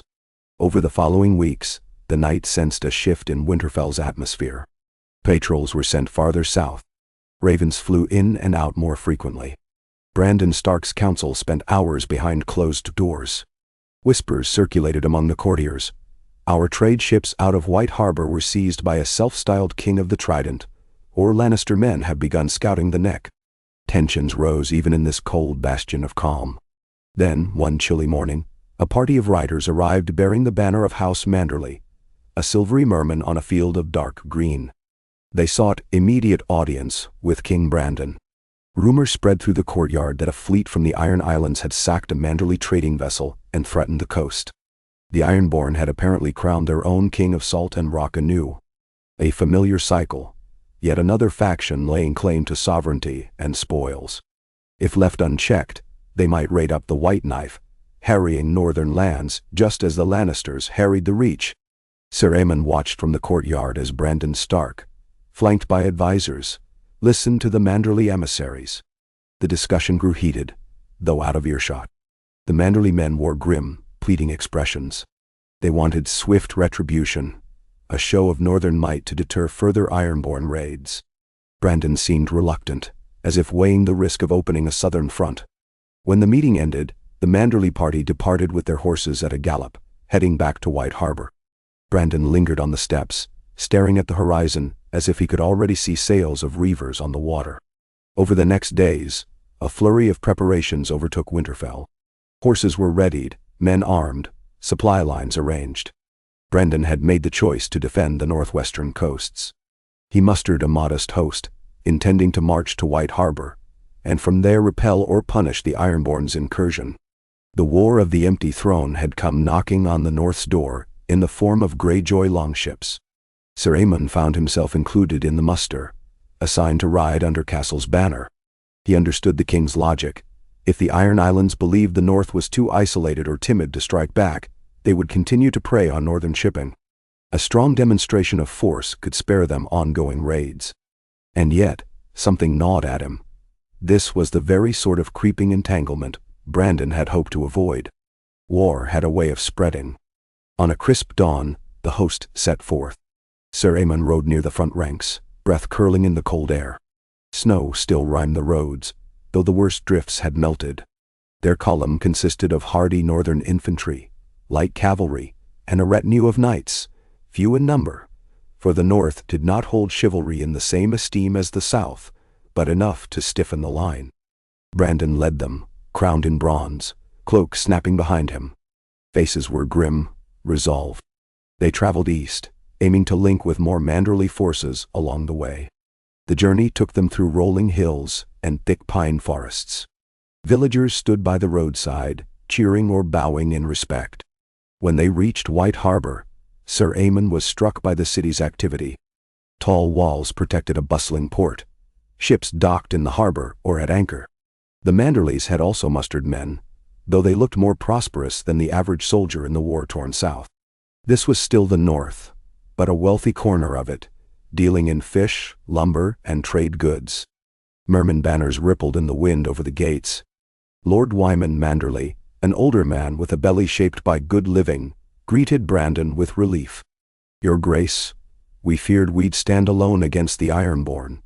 They've seized 3 vessels already, carrying goods to Gulltown and Bravos. They threaten more raids if we do not pay them tribute." Brandon's lips curled in disgust. The North pays no tribute to Ironborn. We drove them out of our lands generations ago. Namdero. They convened in the Merman's Court, a grand hall decorated with seashell motifs. Sir Aemon stood at the periphery, listening as the Northern Lords strategized. Their plan was to dispatch a fleet of Manderly warships with archers, plus an overland force that would move along the coast, stamping out any ironborn footholds. Swift, decisive, leaving no chance for a protracted conflict. Brandon wanted to ensure that the Iron Islands understood the price of infringing on the North. Yet as Sir Aemon observed the war council, he was struck by an uneasy parallel to the southern conflicts. He realized the North was not truly above such matters, it merely had fewer neighbors pressing upon it. Now that a neighbor had roused their ire, the old cycle of offense and retaliation began anew. War everywhere, no matter how far one traveled. It was the curse of a realm that had lost its unifying monarchy. The Targaryens had ruled by fear, but at least that fear had stifled some of this constant fracturing. The campaign against the Ironborn commenced within days. Brandon led a portion of the ground force along the coast, with the Manderley ships prowling the waters. Sir Aemon rode in a cavalry detachment under Castle's command, scouting ahead for any sign of Reaver encampments. Cold sea winds whipped at them, carrying the tang of salt. They found empty coves littered with half-burned driftwood. Occasionally, they discovered fresh tracks, signs that Ironborn raiders had landed, taken plunder or captives, and departed swiftly. The bastards moved like wraiths along the shoreline, avoiding direct confrontation if they could. Tensions rose. Small skirmishes occurred. A group of Ironborn, cornered on a rocky beach, fought savagely before retreating to their longships. Sir Aemon saw men fall on both sides, staining the surf red. One captured Ironborn boasted that his King of Salt and Rock would return in force, burning White Harbor to ash. Castle forced him to his knees and demanded names, but the man spat brine and curses. In the end, the North executed him as a warning. Sir Aemon couldn't say whether it would deter anything. More likely, it would just feed the cycle of bloodshed. The largest engagement came near the mouth of a wide inlet where half a dozen Ironborn ships had anchored. Under the cover of dusk, the Manderley fleet surrounded them. Archers lit flaming arrows, turning sails into blazing sheets. On land, Brandon's forces stormed the shallows. Sir Aemon charged alongside the northern cavalry, hooves splashing in brine, meeting Ironborn axemen who fought with a fierce, wild glee. Blades clashed, sparks flying in the dim light. The air reeked of salt, smoke, and blood. An arrow nearly caught Sir Aemon in the throat, but he twisted in time, feeling it graze his shoulder instead. He fought on, spurring his horse past a dying Reaver, who cursed him in the name of some drowned god. By midnight, the Ironborn ships were aflame or scuttled. Bodies floated in the inlet. The North had won a brutal victory, yet the scene on the shore was grim. Scattered, wounded, groaning. Dead men half submerged as the tide crept in. Brandon Stark, helmet off, hair damp with sweat and sea spray, surveyed the carnage. His face showed no triumph, only a weary acceptance. Let them carry word back to their so-called king, he told Castle. This is the cost of raiding the North. The following morning revealed the blackened husks of ships smoldering on the water. A few Ironborn survivors were taken captive, though many had drowned. The Manderley ships circled the inlet, ensuring no further ambush. As Sir Aemon tended to his horse's injuries, he overheard men praising the victory, some even chanting Brandon's name. But the night felt only a hollowness. Each side of this battered realm staked its claim to a crown, and each side justified violence. The North, for all its talk of staying out of southern wars, was now engaged in its own conflict. After a week of similar operations along the coastline, the Ironborn seemed to scatter, deterred for the moment. Brandon and his lords decided to withdraw, leaving behind a small garrison to guard strategic points. White Harbor returned to relative calm, its harbors once again busy with trade. Brandon prepared to lead his men back to Winterfell, satisfied that he had delivered the necessary message of northern strength. Yet no victory came without cost. Dozens of northern dead required pyres or burials. The funeral rites were held on a windy bluff overlooking the sea. Brandon spoke words commending their spirits to the old gods. Sir Aemon felt a pang of sorrow, remembering the mass pyres in King's Landing, the unstoppable dragon fire that had consumed Targaryen and foe alike. Here, the funeral was more stoic, but the bitterness of loss was the same. They marched home slowly, battered from the campaign. In each village they passed, the northern folk hailed them with relief, offering what meager thanks they could. Brandon received their gratitude with a solemn nod, but no cheer rose from his men. War felt like a stale, unending chore. Even a defensive victory left them exhausted. Back in Winterfell, the mood was subdued. The men returning from the campaign needed rest and healing.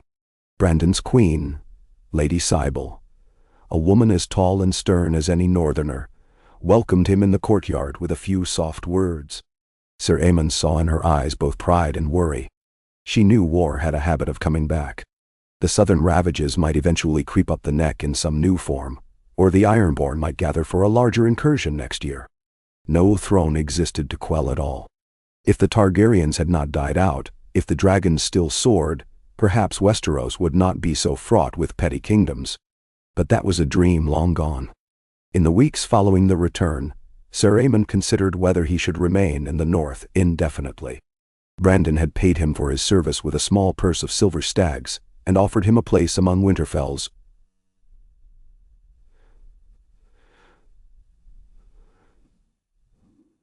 Onsen. It was a generous gesture, and for a time Sir Aemon was tempted. Yet each night in the quiet of his modest chamber, he felt the tug of a conscience that said he was hiding while the rest of the realm bled. Though the north had its share of troubles, it was far better off than the Riverlands, the Reach, the Crownlands, the Stormlands, places where entire populations groaned under the endless burdens of war. One gray afternoon, as the sky threatened snow, Sir Aemon approached King Brandon in the solar above the Great Hall. The windows looked out over Winterfell's walls onto frosted countryside. Brandon glanced up from a map. "Sir Aemon," he said, "I trust you've recovered from our campaign." "I have, Your Grace. Thank you for granting me a place here." Brandon waved a hand. "You've repaid it. Castle speaks highly of your bravery. I would gladly keep you in my service, but I sense that may not be what you wish." Sir Aemon exhaled. "Your Grace, I find myself torn. The North is, well, it offers a kind of solace from the madness in the South. Yet I cannot quite forget the suffering I've seen there." "Do you think you can end their war?" Brandon asked bluntly. The knight shook his head. "No, not alone. But perhaps I can do some small good, help those in need, push for some measure of peace if an opportunity arises. If I remain here, I fear I'll forever question whether I abandoned those souls to their fate." Brandon studied him for a long moment. "You are an honorable man, Sir Aemon Rivers, in a world that no longer values honor. I won't chain you here if your heart calls you elsewhere. The roads south are open to any traveler willing to brave them, though I suspect you'll find them worse than when you left." Sir Aemon managed a wry smile. "Perhaps so, but I've no illusions. I only know I must try." Brandon inclined his head. "Then go with my blessing. If ever you need refuge, the gates of Winterfell will not be barred to you, provided you keep faith with the North." A warmth spread through Sir Aemon's chest at the words. He had not realized how much he feared being turned away as an outcast. "Thank you, Your Grace. I will not forget your kindness." He made preparations that same evening. Some men who learned of his departure shook their heads, calling him mad to return to the realm of chaos. Others, particularly a few younger squires he had trained, expressed sadness at his leaving. Lady Cybele saw him in the courtyard as he readied his mare. She offered a small package of supplies, dried meats, a fresh cloak lined with fur. "A gift," she said simply. "May it keep you warm wherever your path leads." He bowed in gratitude. At dawn he departed Winterfell under a sky streaked with pale light, the air so cold it stung his lungs. The gate guards gave him a solemn farewell. As he rode away, looking back at the fortress that had sheltered him, he felt a bittersweet ache. The North was a land of quiet endurance, not free from war but blessedly apart from the worst of it. By leaving, he was plunging back into the jaws of the beast. The route south took him once more across the neck, past the mossy ruins of Moat Cailin, where the guards recognized him and let him pass unharassed. He followed the muddy causeway, noticing how the land gradually changed from icy marsh to damp fen, then to the muddy roads of the riverlands. He aimed to reach Riverrun, though the seat of House Tully was likely embroiled in turmoil. He had heard rumors that a nephew of the old lord still held it, but outside those walls, various petty lords bickered over territory. Perhaps he could at least see if any vestige of House Tully remained.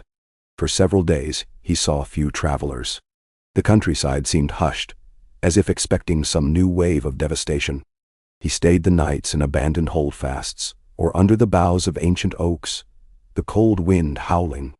His new cloak kept him warm, and he whispered silent, thanks to Lady Sibel, each time it shielded him from a biting gust.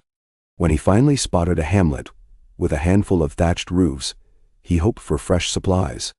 Instead, he found it deserted, doors torn from hinges, traces of old blood on the ground. A sign of war or banditry. By now, they were the same. Pressing onward, he reached a crossroads where a weather-worn sign pointed vaguely west. Another sign lay shattered in the mud. He studied the tracks and guessed the way to Riverrun. Then a voice called out from the bushes. "Halt, traveler, or you'll catch an arrow." 3 rough-looking figures emerged, crossbows raised. Their leader, a lanky man with wild eyes, sneered. "Coin, or your life." Sir Aemon's stomach tightened. He had encountered such threats before. Slowly he raised his hands. "I've little coin. The war has seen to that." One crossbowman sneered. "You have a horse and that fur cloak, both worth something." Another licked his chapped lips. "And a sword too. Hand them over." Sir Aemon took a slow breath. He had no illusions about these brigands' intentions. If he dismounted, they might kill him regardless. "We need not spill blood," he said carefully. "There are other ways." But the leader just snarled, "No more talk." He motioned with his crossbow. In a flash, Sir Aemon kicked his mare's flanks. She bolted sideways, hooves splashing mud. The crossbow bolts whirred, one thudding into a tree behind him, another grazing the mare's flank. She screamed in pain and lurched. Sir Aemon gritted his teeth, drawing his sword even as he fought to keep balance. The brigands scrambled to reload. In 2 bounding strides he was upon them. He slashed downward, catching the leader in the shoulder before the man could raise his crossbow again. Blood sprayed across the muddy ground. The second brigand dropped his weapon, shrieking to yield. The third turned to flee, only to slip in the muck and fall headlong. Sir Aemon reined his horse with difficulty, the mares wound bleeding. He pointed his sword at the second brigand, who cowered in terror. "Why do this?" Sir Aemon asked, though he knew the answer.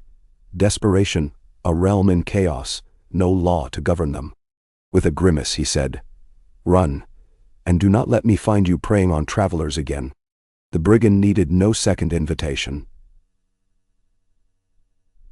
scrambling into the forest. The third had already vanished. The leader lay moaning, clutching a deep slash. Sir Aemon dismounted, keeping his sword at the ready. He knelt beside the wounded man, who stared up in shock, tears mixing with the blood on his face. "It's not mortal," Sir Aemon murmured, quickly binding the gash with a strip of cloth from the brigand's own tunic. "I'll leave you here. Perhaps your friend will come back to help. Maybe not." The man whimpered. "Why help me? After what we tried to do?" Sir Aemon's heart felt heavy. "Because I am a knight," he said simply, though it sounded hollow in his ears. Then he remounted his trembling mare. She needed a stable and a poultice for her flank. War had taught him rudimentary healing, so he spurred her onward, searching for a place to rest and treat the wound. The battered realm offered few havens, but he had to try. By dusk, he found the remnants of an old wayside inn near a half-collapsed stone bridge. The inn's roof had partially caved in, but the stable wall stood. He led the mare inside, cleaning her wound as best he could, and applying salve from his kit. She shuddered but settled eventually. He stroked her mane, murmuring soft words of reassurance. Outside, the wind sighed through the cracks in the walls. He built a small fire from broken timbers in the hearth, letting its warmth chase away the creeping cold. Sitting there, he felt a familiar ache. The realm was truly broken. More than once, He'd questioned if there might be some path to unify the land again. Some hidden Targaryen, some rumored dragon egg waiting to hatch. But after so many years, no sign had emerged. The Targaryen's line had ended before Daenerys Stormborn could ever be born. The last dragon had fallen in King's Landing. Perhaps the gods wanted Westeros to learn to stand on its own, or perhaps it was all chance. Either way, the world had to find a new equilibrium. If that meant countless small wars over fleeting crowns, so be it. But was there no possibility of a leader with the will to forge peace? He sat awake long after the fire burned low, gazing into the embers as if seeking an omen. Sleep eventually claimed him, but his dreams were restless. He imagined standing on a high battlement, watching dragons swirl overhead, only to see them fade like mist, leaving the sky empty and cold.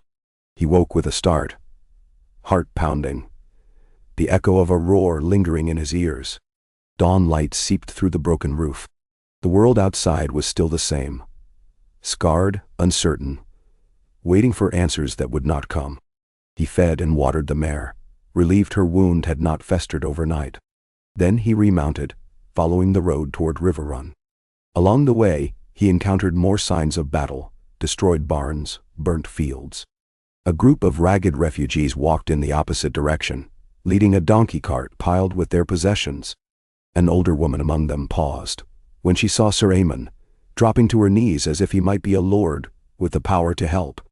She clutched at his stirrup, eyes filled with desperation. "Sir, please.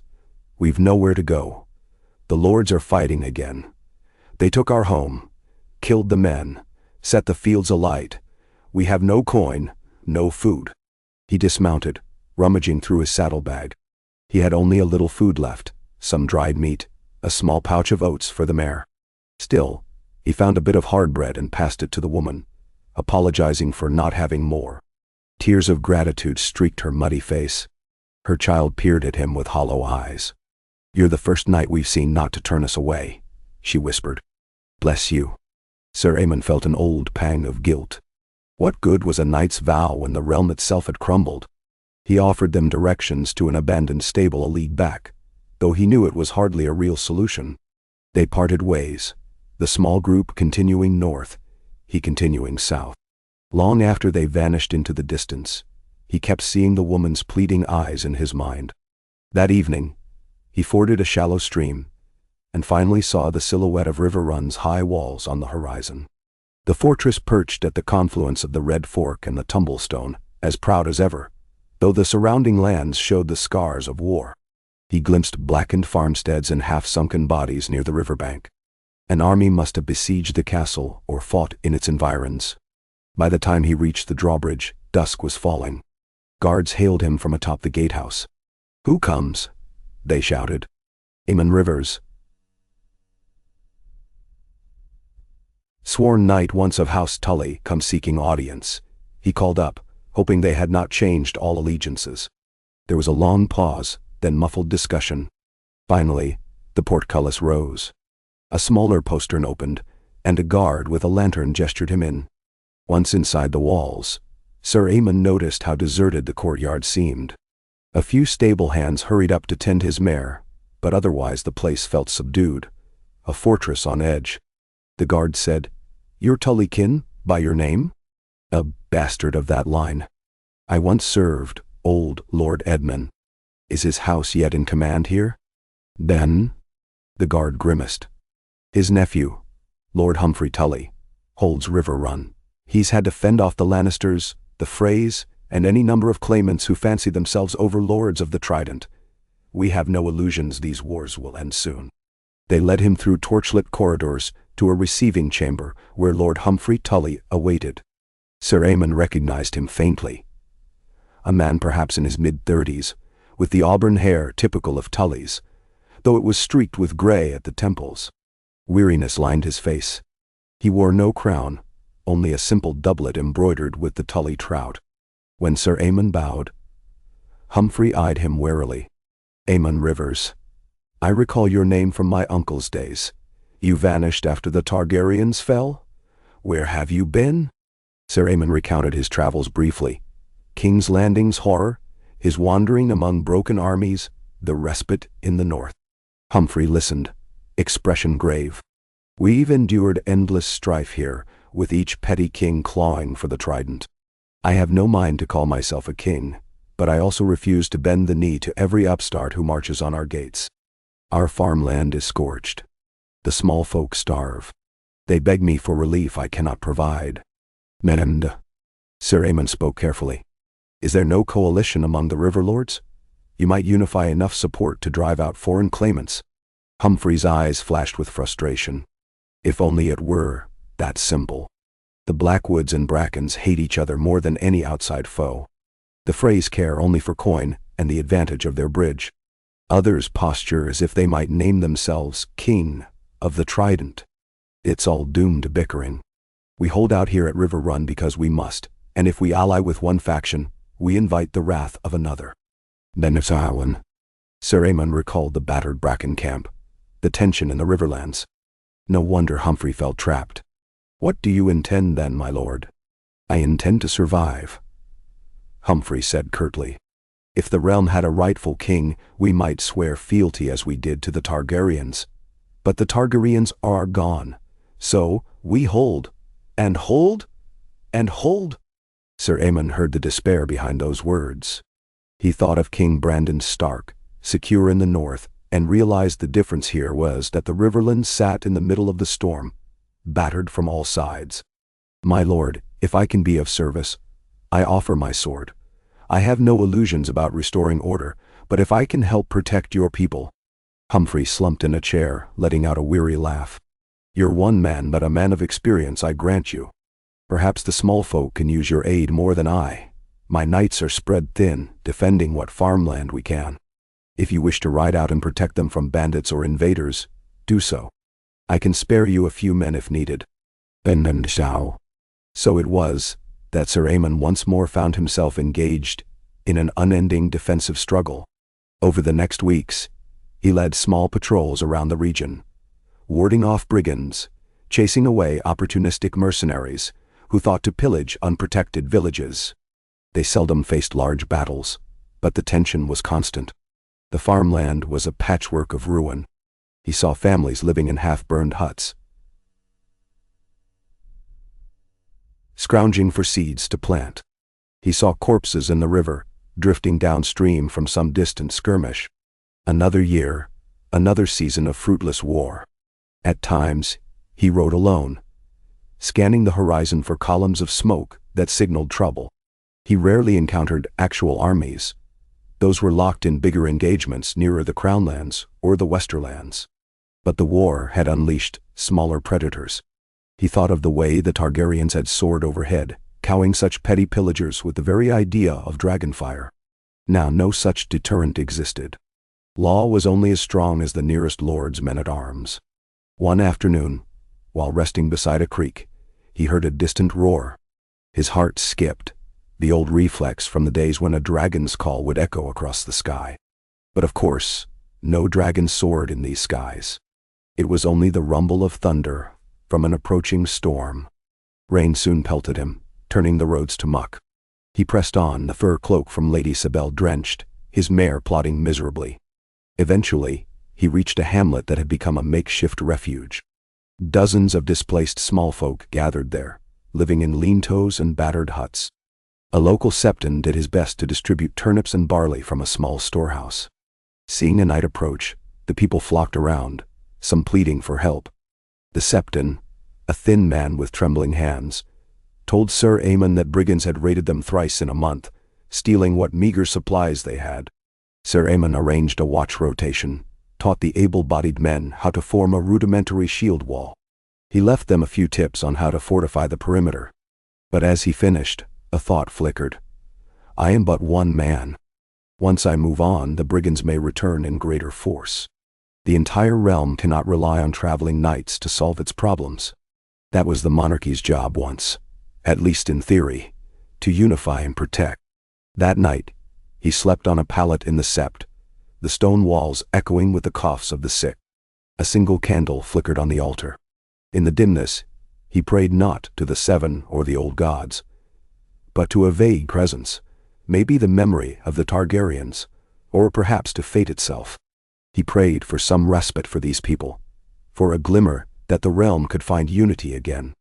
He prayed for the unborn children who would never know the wonder of seeing a dragon soar, or the safety of living under a single, if flawed, monarchy.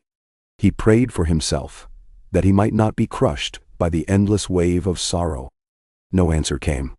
At first light, he departed again, continuing his lonely circuit. The War of the Empty Throne raged on in the distance. Tyrell and Lannister armies clashed in the fields near the Gold Road.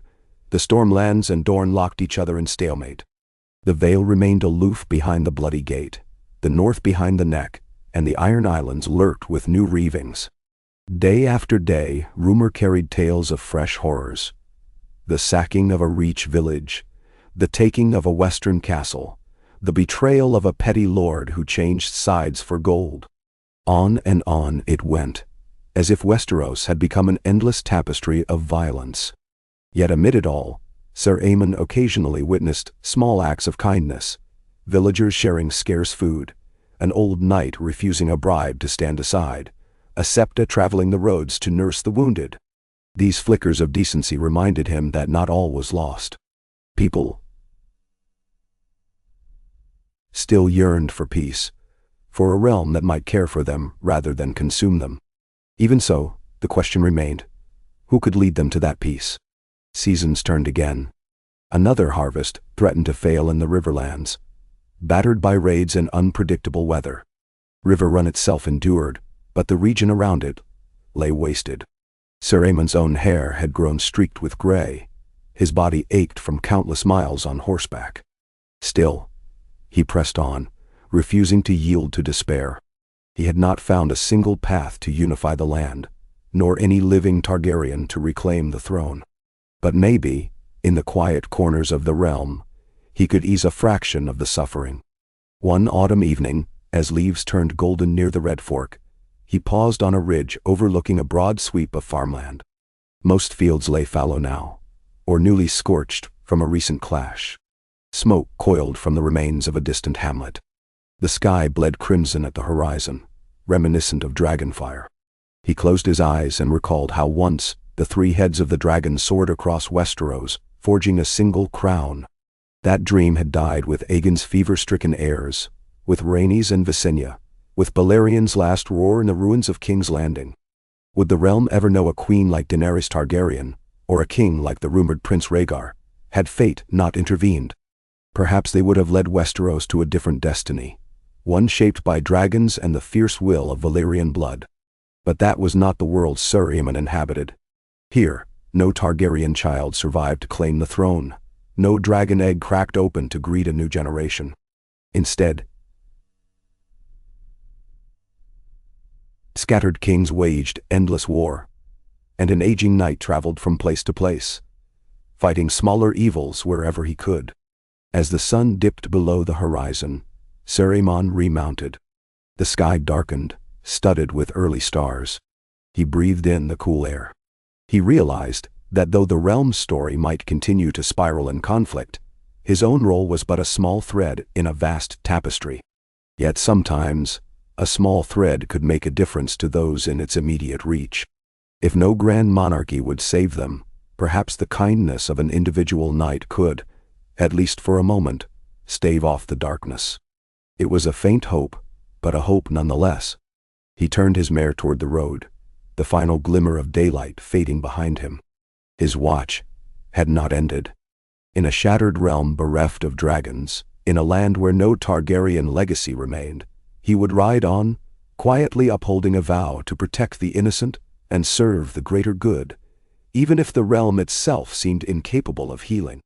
That was all he could do, all any man could do. And so he rode, disappearing into the twilight like a lone ember struggling against the overwhelming night, certain of only one thing: the dragons would not return. The rest, the shape of tomorrow, would depend on those still willing to fight for something better than endless war. And for as long as he drew breath, Sir Aemon Rivers intended to be one of them.